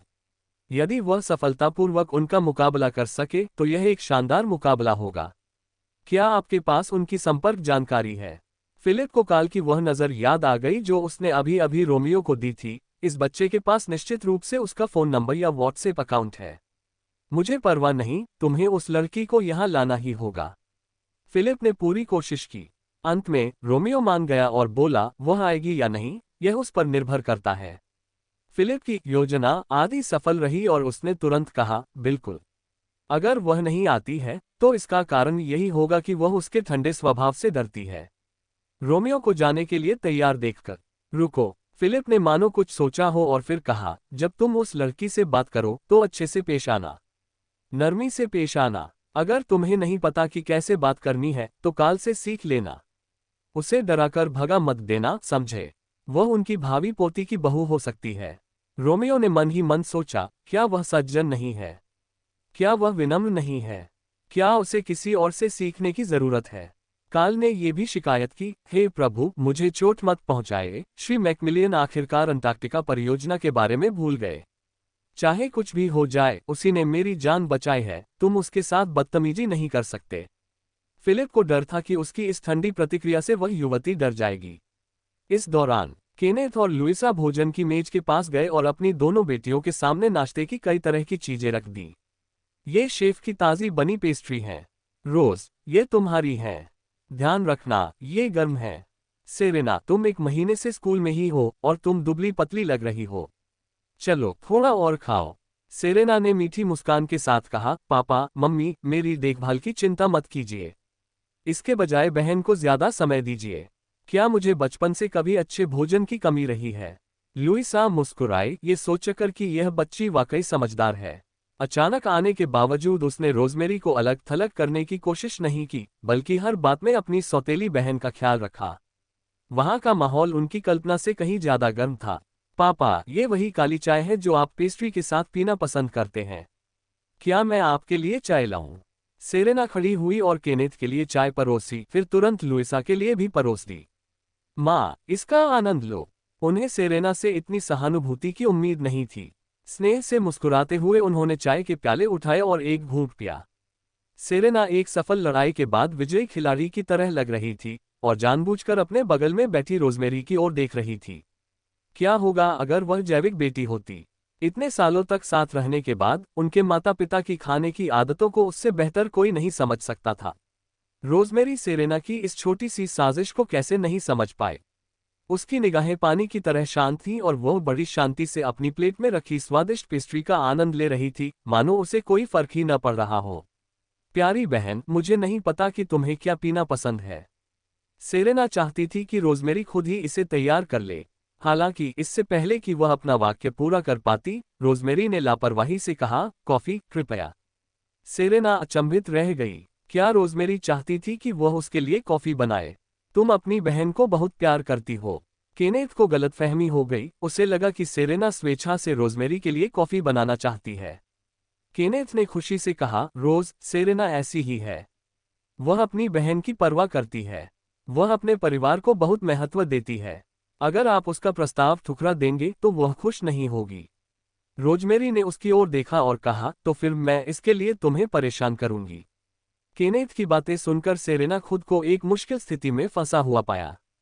लेकिन चूंकि बात यहां तक पहुंच चुकी थी, इसलिए उसके पास मुस्कुराते हुए उठकर विनम्रता से कॉफी पॉट लाने के अलावा कोई चारा नहीं था। उसने तिरछी नजर से देखा कि रोजमेरी ने आज सफेद शिफॉन की ड्रेस पहनी हुई थी। ड्रेस का कपड़ा पतला था और गर्म कॉफी बनाने के लिए पानी का तापमान बहुत अधिक होना आवश्यक था। अगर गलती से रोजमेरी जल जाए तो। महज एक नज़र में ही रोजमेरी ने सेरेना की दिल में छिपी छोटी सी साजिश को भांप लिया। कॉफी बनाने के बाद सेरेना उसे रोजमेरी के कप में डालने ही वाली थी कि उसने रोजमेरी को ये कहते हुए सुना, ज्यादा मत डालो। सेरेना को उम्मीद नहीं थी कि रोजमेरी इतनी जल्दी उसकी साजिश को समझ जाएगी। उसने मन ही मन दांत पीसे। वह ऐसा दिखावा करना चाहती थी कि उसने कुछ सुना ही नहीं, लेकिन रोजमेरी ने कहा, बस करो, धन्यवाद। सेरेना असहज होकर रुक गई, मुस्कुराते हुए बोली, बहन, तुम तो बहुत सावधान हो। मैं इतने सालों से अपने माता पिता के लिए चाय परोसती आ रही हूँ और मैंने कभी चाय नहीं गिराई। क्या तुम्हें डर है कि मैं तुम्हें जला दूंगी? रोजमेरी ने साफ निगाहों से उसकी ओर देखा। उसके होठों पर हल्की सी मुस्कान थी। मैंने देखा कि तुमने मम्मी और पापा के गिलास लगभग भर ही दिए थे, इसलिए मैंने कम ही भरे। ये व्यवहार भी एक प्रकार का सम्मान है। रोज, तुम्हें घर पर इतना औपचारिक होने की जरूरत नहीं है। लुइसा को उम्मीद नहीं थी कि यह बच्ची इतनी समझदार होगी और खाने के तौर तरीके इतनी अच्छी तरह सीख लेगी। दूसरी ओर सेरेना के अभी अभी कहे गए शब्द थोड़े तुच्छ प्रतीत हुए, लेकिन सेरेना का इरादा शायद किसी को नुकसान पहुंचाने का नहीं था। केनेथ ने हंसते हुए माहौल को हल्का कर दिया।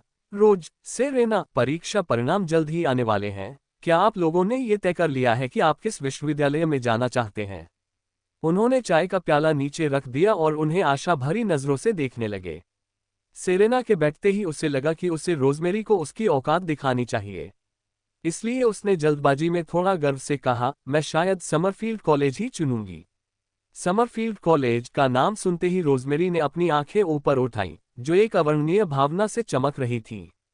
सेरेना ने स्वाभाविक रूप से इस निगाह को भांप लिया और मुस्कुराते हुए कहा, हालांकि कई सहपाठी कहते हैं कि यह परीक्षा कठिन थी, लेकिन मुझे यह उन अभ्यास प्रश्नों से आसान लगी जो हम आमतौर पर करते हैं। मुझे कोई दबाव महसूस नहीं हो रहा है, मुझे पूरा भरोसा है कि मेरा समरफील्ड कॉलेज में दाखिला हो जाएगा। समरफील्ड कॉलेज हमारे देश का सबसे अच्छा विश्वविद्यालय है, लेकिन मुझे याद है कि तुम विदेश में पढ़ाई करने की योजना बना रही थी, है ना? केनेथ ने उसकी ओर देखा, उसकी आंखों में थोड़ी हैरानी थी। अध्याय 17। मैं भी पहले ऐसा ही सोचती थी, सेरेना ने मुस्कुराते हुए कहा, लेकिन समरफील्ड कॉलेज घर से ज्यादा दूर नहीं है। अगर मैं हर दिन जल्दी स्कूल खत्म कर लूं, तो भी मैं घर वापस आकर आप सबके साथ समय बिता सकती हूं। मुझे यही तरीका पसंद है जीवन की। बोलते समय उसने जानबूझकर केनेथ के हाथ में अपना हाथ डाला और शरारती मुस्कान बिखेरी। जब तुम छोटे थे तब से हमें तुम्हारी पढ़ाई की कभी चिंता नहीं करनी पड़ी, केनेथ ने स्नेहपूर्वक कहा। तुम्हारा क्या ख्याल है, रोज? सेरेना ने केनेथ का हाथ पकड़ा और मेज के उस पार बैठी रोजमेरी की ओर प्यार से देखा। तुमने स्कूल में अच्छा प्रदर्शन किया होगा, है ना? मैं पूछना भूल गया था, इससे पहले तुम किस स्कूल में पढ़ते थे? क्या तुम्हें गर्मी नहीं लग रही? रोजमेरी ने बड़े सलीके से नैपकिन से अपना मुंह पोंछा और अचानक पूछा। सेरेना अपने शरीर का आधा हिस्सा केनेथ पर टिकाए हुए थी, जो शायद पहले कोई समस्या नहीं थी, लेकिन अब दूसरों के सामने यह थोड़ा अनुचित लग रहा था। केनेथ ने मुस्कुराते हुए सहजता से अपना हाथ पीछे खींच लिया और कहा, हाँ, थोड़ी गर्मी है। मैं एयर कंडीशनिंग कम कर देता हूँ। हाँ। सेरेना को थोड़ी शर्मिंदगी महसूस हुई, लेकिन उसने तुरंत ही बेपरवाह रवैया अपना लिया और मुस्कुराते हुए कहा, रोज, तुमने मेरे पिछले सवाल का जवाब नहीं दिया। तुम्हारे पिछले दिनों के ग्रेड कैसे थे? ठीक है। और इस परीक्षा से आपकी क्या अपेक्षाएं हैं?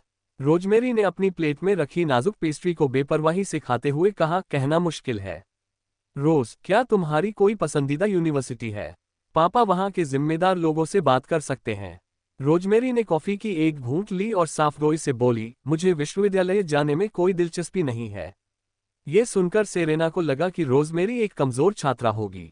उसने पढ़ाई में रुचि न होने की बातें तो कही थीं, लेकिन शायद ये सिर्फ एक बहाना था क्योंकि वह अपने कम अंकों को स्वीकार नहीं करना चाहती थी। हाँ, मुझे भी उस समय स्कूल जाना पसंद नहीं था। एक बार तो तुम्हारे दादाजी ने मुझे क्लास बंक करते हुए पकड़ भी लिया था। केनेथ अतीत को याद करते हुए बड़बड़ाने लगा। अचानक उसे अपनी प्यारी बेटी की याद आ गई। उसने कहा था कि उसके सारे शौक पैसे कमाने से जुड़े हैं। उसके मन में एक विचार आया, तो रोज, तुम भविष्य में क्या करना चाहती हो? क्या तुम्हारी किसी विशेष उद्योग में रुचि है? अगर तुम एक सेलिब्रिटी बनना चाहती हो तो मैं तुम्हें संसाधन जुटाने में मदद कर सकता हूँ। आजकल बहुत सी युवा लड़कियां इंटरनेट सेलिब्रिटी या अभिनेत्री बनने की ख्वाहिश रखती हैं, है ना? अगर उनकी बेटी का ऐसा कोई सपना होता तो वे निश्चित रूप से हर तरह से उसका समर्थन करते। रोजमेरी असमंजस में थी। सेरेना हैरान रह गई। मैं सेलिब्रिटी नहीं बनना चाहती, रोजमेरी ने स्पष्ट रूप से जवाब दिया। तो आप क्या करना चाहते हैं? क्या कोई ऐसे उद्योग हैं जिनमें आपकी रुचि है?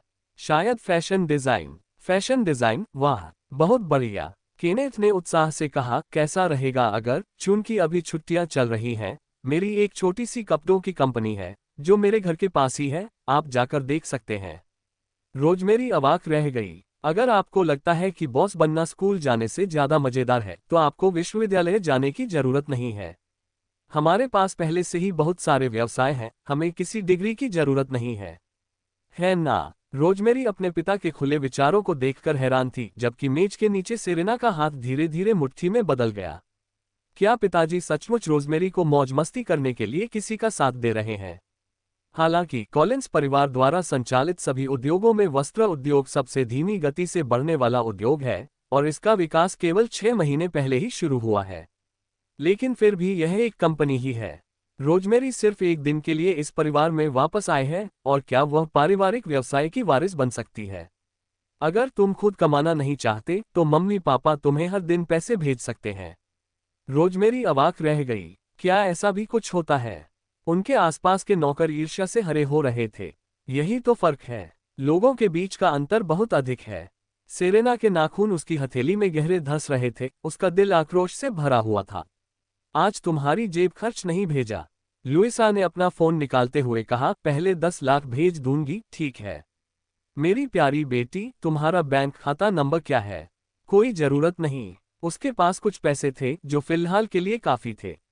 तो मैं भी आपको 10 लाख रुपए भेज दूंगा। जब आप तैयार हो तो मुझे अपने विचार बता देना, कोई जल्दी नहीं है। उनके आसपास के नौकर बेहद ईर्ष्यालु थे। व्यक्तियों के बीच का अंतर बहुत अधिक था। सेरेना ने अपने नाखूनों को अपनी हथेलियों में गहराई तक गड़ा दिया। वह बेहद अनिच्छुक महसूस कर रही थी। मैंने आज की जेब खर्च अभी तक तुम्हें नहीं दी है, लुइसा ने अपना फोन निकालते हुए कहा। मेरी प्यारी बेटी, मैं अभी तुम्हें 10 लाख रुपए भेज देती हूँ। तुम्हारा बैंक खाता नंबर क्या है? कोई जरूरत नहीं। उसके पास खुद भी कुछ पैसे थे और फिलहाल इतना ही काफी था। तो मैं भी आपको 10 लाख रुपए भेज दूंगा। आप आराम से सोच विचार कर लें और बाद में मुझे अपने विचार बता देना, कोई जल्दी नहीं है। उनके आसपास के नौकर तो और भी ज्यादा ईर्ष्या कर रहे थे। अपने असली माता पिता से हर दिन $2 मिलियन प्राप्त करना, क्या उन्हें अपनी खुद की कंपनियां शुरू करने या पैसे के लिए काम करने की कोई आवश्यकता थी? मेरी प्यारी बेटी, मुझे अपना बैंक खाता नंबर जल्दी से दे दो, वरना मैं तुम्हारे पेपाल खाते में किश्तों में पैसे भेज दूंगा। अभी करूंगा। क्या 1 मिलियन बहुत कम होगा? 2 मिलियन के बारे में क्या ख्याल है? हाँ हाँ, हम में से हर कोई 2 मिलियन करेगा। रोजमेरी ने संघर्ष करना छोड़ दिया और कहा, मुझे पता बताओ। क्या? केनेथ और लुइसा एक पल के लिए स्तब्ध रह गए। अचानक उन्हें अपनी बेटी का इरादा समझ आ गया। क्या वह कंपनी का कार्यभार संभालना चाहती थी? वाह, मैं आपको पता भेज दूंगी। लुइसा बेहद खुश थी। लोकेशन भेजने के बाद उसने मुस्कुराते हुए कहा, यह तो बस एक बहुत छोटी कंपनी है। अगर इसमें घाटा भी हो और यह बंद भी हो जाए तो भी यह सामान्य बात है। आपको खुद पर ज्यादा दबाव डालने की जरूरत नहीं है। हमारे परिवार में कई कंपनियां हैं, इसलिए आप अपनी इच्छानुसार काम कर सकते हैं। रोजमेरी बेबस थी। ईर्ष्या से सेरेना का चेहरा पीला पड़ गया और उसके मन में एक शरारती विचार कौंध गया। उसने मुस्कुराते हुए कहा, रोज, पापा और मम्मी ने तुम्हें कल जो कपड़े और जूते दिए थे वे ठीक नहीं लग रहे हैं। काम के लिए उपयुक्त। चूंकि आज मेरे पास कुछ खाली समय है तो चलिए मैं आपको शहर के सबसे बड़े शॉपिंग सेंटर में ले चलता हूँ। मैंने सुना है कि आप 6 महीने पहले अपने पालक माता पिता के साथ समरफील्ड में रहने आए थे और शायद आप लोग इससे पहले कभी इतने बड़े शॉपिंग सेंटर में नहीं गए होंगे, है ना? जी हाँ, बिल्कुल सही। रोज अभी अभी आए हैं और हमने उसे अभी तक खरीदारी के लिए नहीं ले गए हैं। गाड़ी तैयार करो। जब लुइसा बोल रही थी तब रोजमेरी ने कहा, कोई जरूरत नहीं। वह बाद में अकेले रहना चाहती थी। अभी भी बहुत से काम थे जो उसे निपटाने थे। रोज, मैं तुम्हारे लिए कुछ जगहें चुनूंगा ताकि तुम देख सको कि तुम्हें कौन सी जगह पसंद आएगी। या फिर क्यों ना हम मम्मी को तुम्हें ब्यूटी सैलून में स्पा के लिए ले जाने दें। रोज, मैं दोपहर की चाय के लिए भी आपके साथ चल सकता हूँ। एक और दिन। रोजमेरी खड़ी हो गई। मुझे अभी भी ऊपर कुछ चीजें व्यवस्थित करनी है। आप सभी इसका आनंद लें। उसे जाते देख लुइसा ने जल्दी से कहा, क्या आपको सफाई करने में मेरी मदद चाहिए? या मुझे एडिथ से तुम्हारी मदद करने के लिए कहना चाहिए? केनेथ ने चिंता से पूछा, उसकी जाती हुई आकृति को देखते हुए। क्या आपको कल पर्याप्त आराम नहीं मिला? नहीं, कोई बात नहीं। बस कुछ निजी मामले हैं। रोजमेरी ने धैर्यपूर्वक उनके सभी सवालों के जवाब दिए और फिर अपने कमरे में लौट गई। जैसे ही वह बिस्तर के पास बैठी, उसका फोन वाइब्रेट हुआ और उसने देखा कि केली का फोन था। रोज, दोपहर 3 बजे हॉटीज हब की नीलामी है, 6 पौधे। मैंने तुम्हारे लिए पैसे तैयार रखे हैं। रोजमेरी ने मुस्कुराते हुए अपने होठों को मोड़ा। आप तो बहुत उदार हैं। बिल्कुल, जब तक आपको जरूरत है, चाहे आपकी जान को खतरा ही क्यों न हो, मैं किसी को आपके लिए भेज दूंगा। ये थोड़ी सी रकम कोई बड़ी बात नहीं है। हाँ, रोजमेरी ने आखिरी वाक्य सुना और मैं मजाक उड़ाए बिना नहीं रह सका और बोला, तुम खुद ही क्यों नहीं संभाल लेते? क्या तुम्हें मौत से डर लगता है? ये जीवन को संजोने के बारे में है। ठीक है, ठीक है, मैं आपको दोपहर 2 बजे लेने आऊंगा। ठीक है। रोजमेरी ने उसके साथ विनम्रता दिखाने की जहमत नहीं उठाए और तुरंत लोकेशन भेज दी। नीचे। नाश्ता करने के बाद से ही सेरेना केनेथ और लुइसा को खुश करने की पूरी कोशिश कर रही थी, उन्हें मसाज दे रही थी और मीठी मीठी बातें कहकर उन्हें खूब हंसा रही थी। दोपहर होते होते केनेथ और लुइसा खाना बनाने के लिए रसोई में चले गए और सेरेना ने आखिरकार चैन की सांस ली। अध्याय 18। इसी समय माथा कुछ फल लेकर आए और बोली, सेरेना, तुम सुबह से बहुत व्यस्त रही हो। क्या तुम कुछ फल खाना चाहोगी? सेरेना के धन्यवाद कहने से पहले ही माथा ने फुसफुसाते हुए कहा, मिस सेरेना, मैं आपसे किसी बात पर चर्चा करना चाहती हूँ। सेरेना ने उसकी ओर देखा और समझ गई कि वह क्या कहना चाह रही है। उसने पास में ही एक और नौकरानी को काम करते देखा और खड़ी होकर बोली, माथा, फल बगीचे में ले जाओ, मैं वहीं खा लूंगी। जरूर। फल लेकर माथा सेरेना के पीछे पीछे बगीचे के एक सुनसान कोने में चली गई। वहां किसी को न देखकर वह अपनी चिंता व्यक्त किए बिना नहीं रह सकी। सुश्री सेरेना, आपने बहुत कुछ सहा है। पहले आपको श्रीमान और श्रीमती मैक्मिलियन को खुश करने के लिए इतनी मेहनत करने की जरूरत नहीं पड़ती। सेरेना ने अपनी निगाहें झुका ली, उसकी पलकें उसके चेहरे से झलक रही निराशा को छुपा रही थीं। जबकि उसकी आंखें वह दिखाई नहीं दे रही थी, उसकी निराशा का भाव स्पष्ट रूप से महसूस हो रहा था।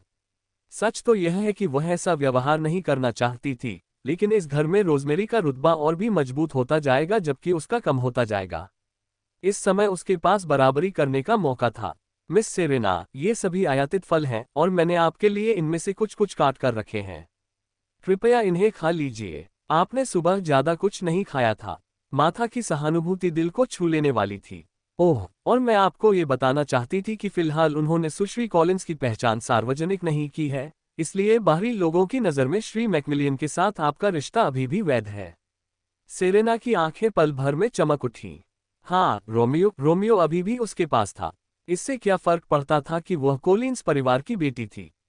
जब तक उसकी शादी रोमियो से हो जाती, वो दुनिया की सबसे अमीर बन जाती। आप बचपन से ही श्री मैक्मिलियन के साथ पली बढ़ी हैं। हालांकि आप उनसे अक्सर नहीं मिली हैं, फिर भी आपने सुश्री कॉलिंस की तुलना में उनके साथ अधिक समय बिताया है। शायद उन्होंने श्री मैक्मिलियन को व्यक्तिगत रूप से देखा भी नहीं होगा। माथा, क्या तुम ये सुझाव दे रही हो? सेरेना को माथा के कहने का कुछ आशय था, लेकिन वह इसे कहने की हिम्मत नहीं कर पाए, न ही कह सकी। मैं मैक्मिलियन परिवार के कुछ लोगों को जानता हूं और उनमें से कुछ फिलिप के विला में काम करते हैं। मैंने सुना है कि इन दिनों मिस्टर मैक्मिलियन को आने के लिए मजबूर करने के लिए फिलिप न तो खाना खा रहा है और न ही अपनी दवाइयां ले रहा है, और वह लगभग पतन के कगार पर है। सेरेना ने अपना मुंह ढक लिया, वह इस खुलासे से स्पष्ट रूप से स्तब्ध थी। लेकिन सौभाग्य से वे समय पर उसके पास पहुंच गए और वह अभी भी जिंदा है। वह उम्मीद कर रहा है कि आप और श्री मैक्मिलियन उससे मिलने आएंगे। क्या आपके पास श्री मैक्मिलियन का संपर्क नंबर नहीं है? क्यों न आप उन्हें डेट पर बुलाएं? लेकिन वह एक विशाल निगम चला रहे हैं, इसलिए वह निश्चित रूप से व्यस्त होंगे। लेकिन चाहे वह कितने भी व्यस्त क्यों न हो, वह फिर भी एक जोशीले पुरुष है। अगर आप जैसी खूबसूरत लड़की उन्हें डेट पर जाने के लिए कहे तो वह निश्चित रूप से आकर्षित होंगे। माथा को पूरा भरोसा था। भले ही रोमांस के मामले में वह थोड़ा धीमा हो और अभी शादी के बारे में न सोच रहा हो, लेकिन कोई जल्दी नहीं है। आप उसके साथ और समय बिता सकती हैं और एक मजबूत रिश्ता बना सकती हैं। जब आप दोनों के बीच गहरी दोस्ती हो जाएगी तो मिस कॉलिंस की परवाह कौन करेगा? फिलिप हमेशा से तुम्हारी शादी करवाना चाहता था। अगर उसकी सहमति मिल जाए तो चिंता की क्या बात है? तुम तो लगभग उसकी पोती की पत्नी बनने वाली हो। सेरेना की इच्छाएं फिर से जागृत हो गईं, लेकिन उसकी तर्कसंगतता ने उसे रोक रखा था। माथा, कॉलिंस और मैक्मिलियन परिवार सगाई कर चुके हैं, लेकिन हम दोनों जानते हैं कि असल में सगाई मेरी बहन की है। मैं तो बस एक गोद ली हुई बेटी हूँ। सेरेना उसकी बातों से थोड़ी प्रभावित हुई प्रतीत हुई। अब समय आ गया है जबकि मैक्मिलियन परिवार अभी भी सुश्री कॉलिंस के बारे में अनजान है। सेरेना, अब कदम उठाओ। यही आपका सबसे अच्छा मौका है। माथा ने उसे सालों से बड़ा होते देखा था और वह उसे ऐसी हालत में नहीं देखना चाहती थी। श्री मैक्मिलियन के साथ वह पूरे देश में अपना नाम कमा सकती हैं। सुश्री कॉलिंस उच्च सामाजिक प्रतिष्ठा की हैं और उन्हें शादी के लिए एक अच्छा परिवार ढूंढने में कोई परेशानी नहीं होगी। लेकिन आप अलग हैं। आपके माता पिता या कोई शक्तिशाली समर्थन नहीं है। आप कॉलिंस परिवार की गोद ली हुई बेटी हैं और कौन जानता है कि भविष्य में वे आपको अपना मानेंगे या नहीं। आप जानती हैं कि उच्च समाज कैसे काम करता है। दत्तक पुत्री होने के नाते अच्छे परिवार में शादी करना बहुत मुश्किल होता है। अगर तुम मिस्टर मैक्मिलियन से शादी नहीं करोगी तो जीवन भर मिस कॉलिंस की छाया में रहोगी, हमेशा उनसे हीन समझी जाओगी। माथा के कहने पर सेरेना ने अपना फोन निकाला और रोमियो का व्हाट्सएप खोला। उसमें वे संदेश थे जो उसने पहले भेजे थे। संदेश कुछ इस तरह के थे, क्या तुम सो रहे हो? क्या तुम आज व्यस्त हो? शुभ रात्रि। लेकिन रोमियो ने उनमें से किसी का भी जवाब नहीं दिया था। उसने आखिरी बार कल ही उससे संपर्क किया था जब वह वापस लौटी थी और उससे पूछा था कि क्या वह वहां है। उसने कोई जवाब नहीं दिया।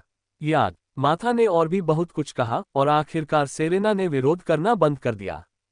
उसने चैट खोली और एक के बाद एक कई संदेश भेजे। रोमियो, क्या तुम वहां हो? मैंने सुना है तुम्हारे दादाजी बीमार हैं और अस्पताल में भर्ती हैं। चलो उनसे मिलने चलते हैं। ठीक है। आज आप कब खाली हैं? क्या आप मुझे लेने आ सकते हैं? अगर नहीं तो मैं अपने ड्राइवर से मुझे ले जा सकता हूं। आपको कोई परेशानी नहीं होगी।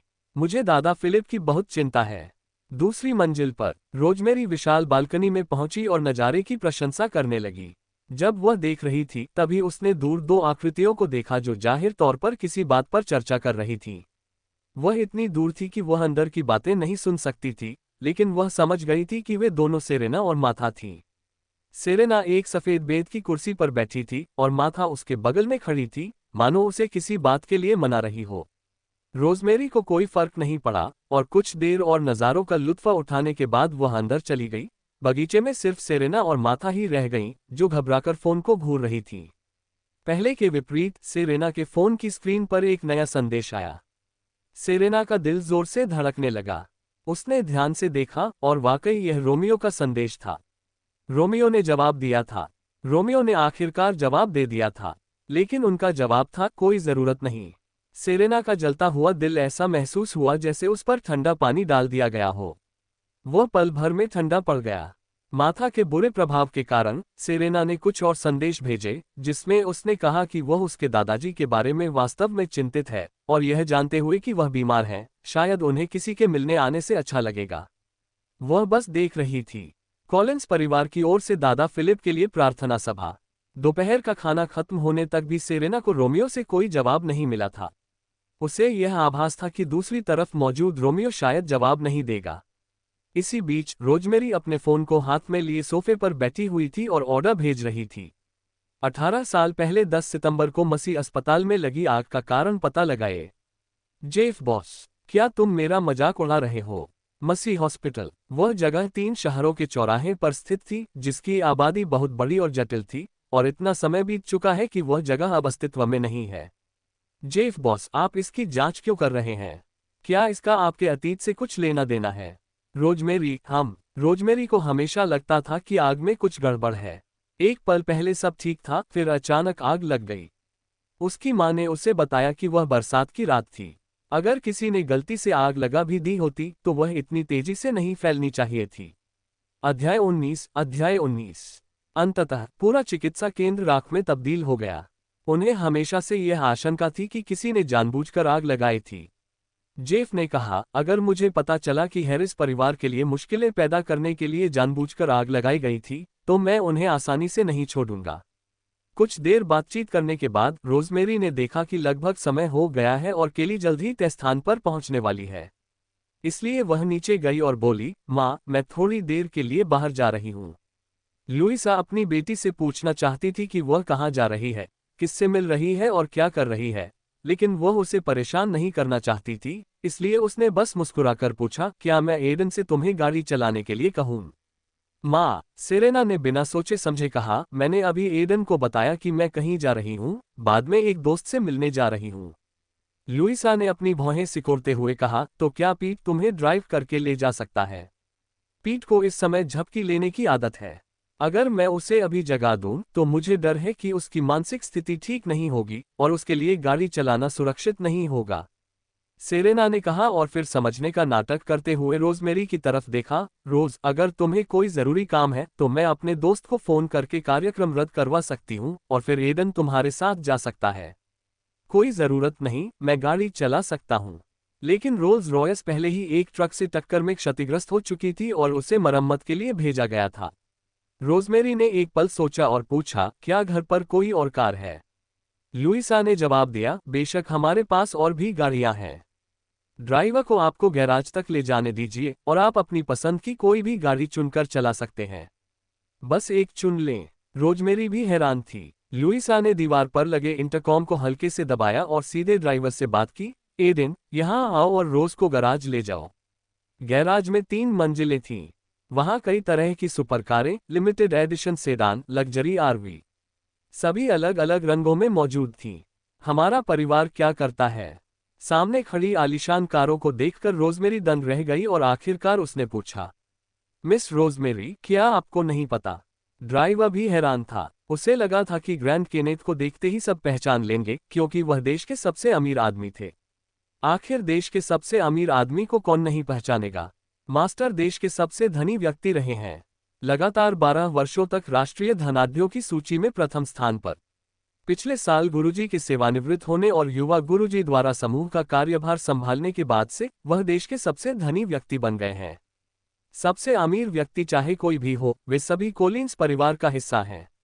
रोजमेरी समझ गई। इससे पहले एटली और ओल्गा ने कहा था कि उसके माता पिता बेरोजगार हैं, इसलिए वे इस कारण से बेरोजगार थे। कुछ देर बाद एक चमकीली स्पोर्ट्स कार कोलिंस के घर से निकली और मुख्य सड़क पर आ गई।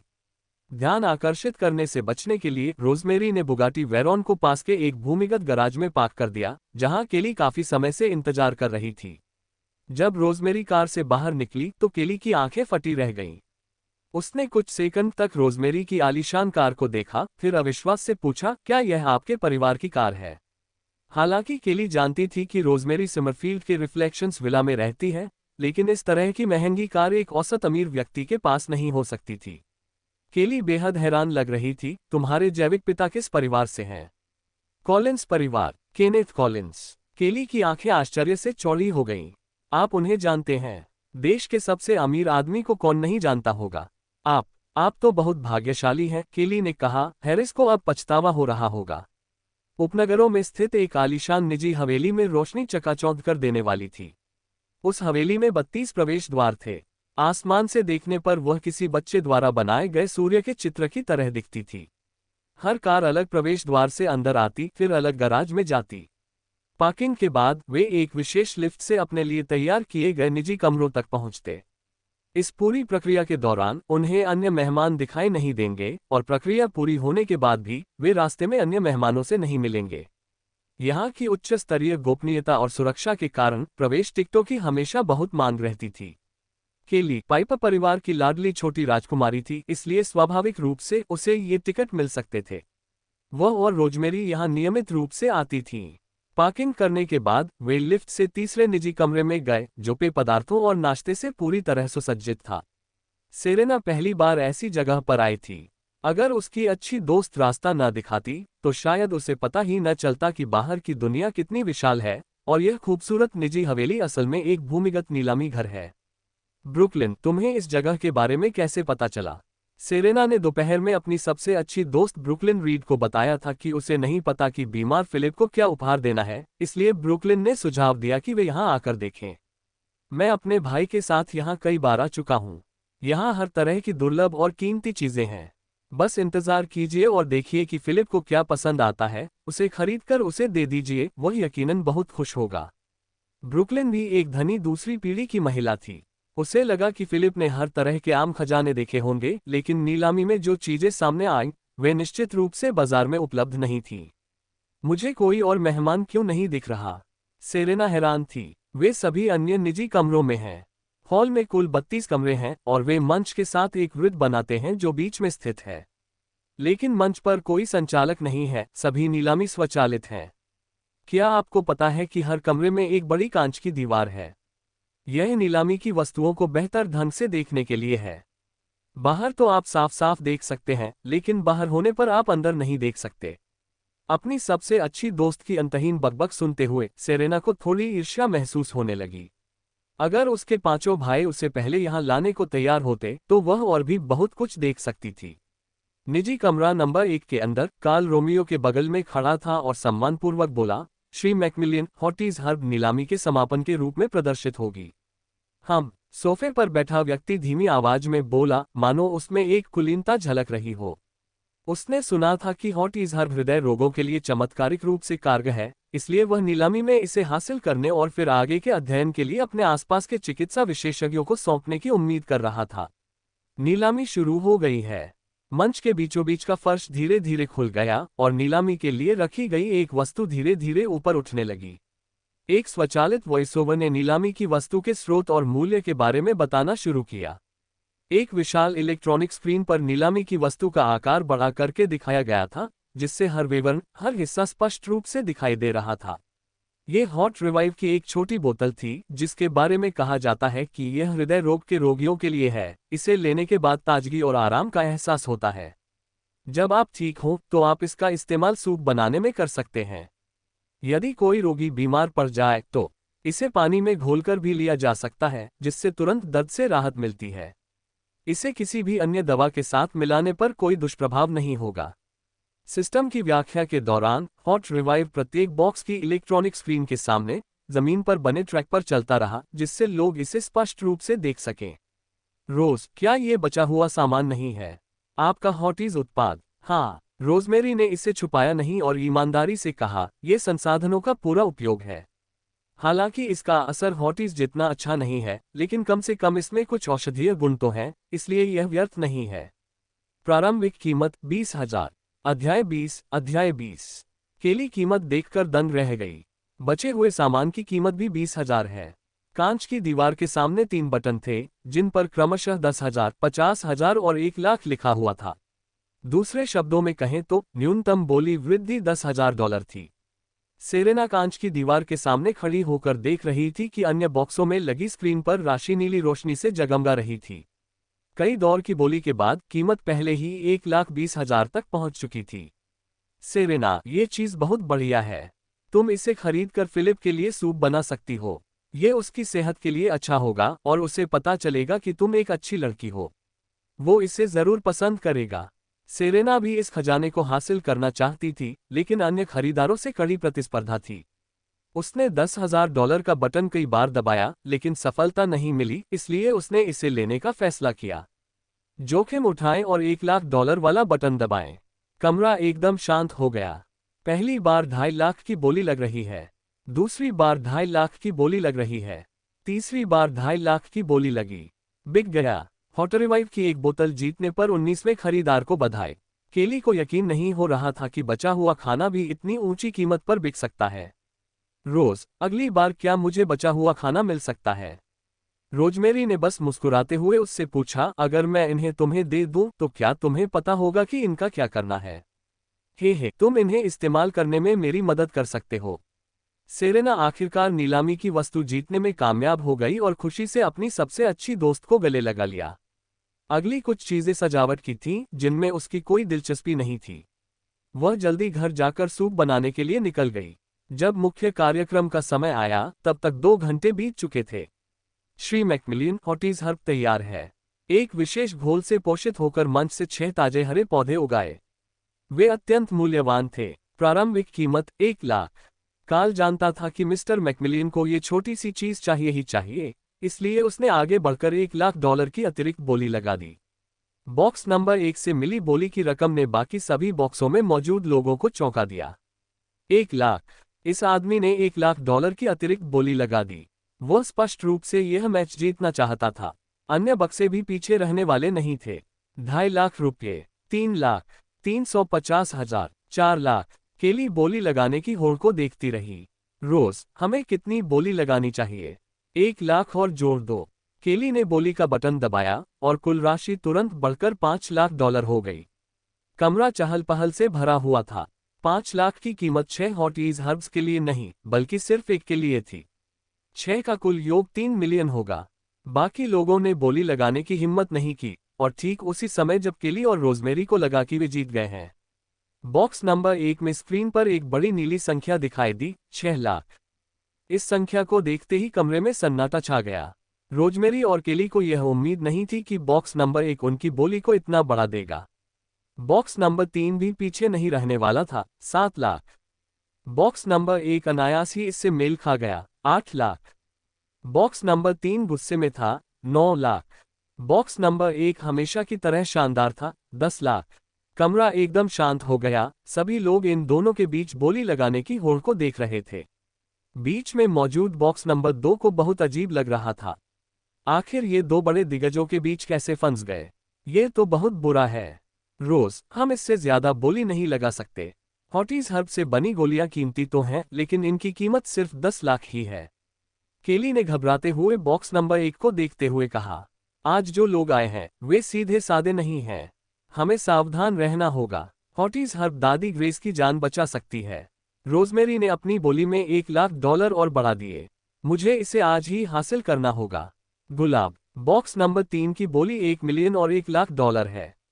कमरे में मौजूद सभी लोग स्तब्ध रह गए। किसी ने सोचा भी नहीं था कि हॉटीज हर्ब की एक गोली की कीमत इतनी ज्यादा यानी 1 लाख हो सकती है। आखिर बॉक्स नंबर 3 में कौन था? क्या वे इतने अमीर थे? श्री मैकमिलियन, काल को इतनी जोरदार बोली की उम्मीद नहीं थी।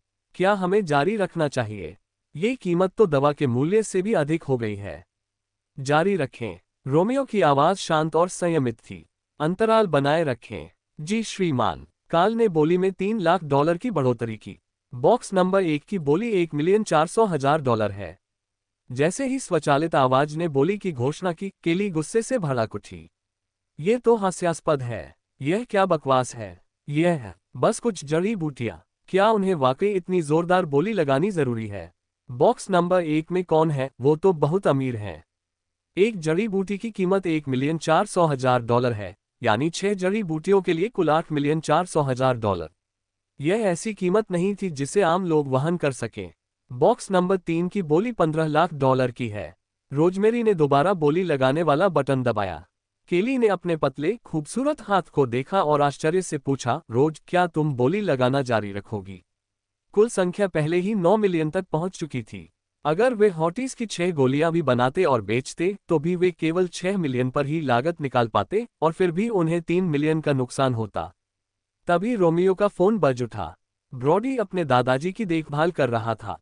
श्रीमान रोमियो, कुछ गड़बड़ है। मिस सेरेना द्वारा लाया गया सूप पीने के बाद फिलिप को अचानक तेज बुखार हो गया। डॉक्टरों का कहना है कि उसकी हालत बिगड़ गई है और फिलहाल उसका इलाज चल रहा है। पुनर्जीवित हो गया। मुझे आपको परेशान करने के लिए खेद है, लेकिन क्या आप आ सकते हैं? रोमियो की आवाज एकदम ठंडी थी। उसने मेरे दादाजी को पीने के लिए क्या दिया था? उसने कहा कि यह एक तरह का टॉनिक है जो सूप में मिलाने पर दिल के लिए अच्छा होता है। और तुम बस वहीं बैठे रहे और इसे होने दिया। मेरे पास कोई विकल्प नहीं था। फिलिप उसे देखकर बहुत खुश था और मेरी बात सुनने को तैयार नहीं था। वह सब कुछ अपने नाम करना चाहता था। रोमियो उठा और डिब्बे से बाहर चला गया। श्री मैकमिलियन, क्या हम बोली लगाना जारी नहीं रखेंगे? काल ने उनके चेहरे पर असंतोष का भाव महसूस किया। क्या फिलिप को कुछ हो गया है? रोमियो की आवाज ठंडी थी।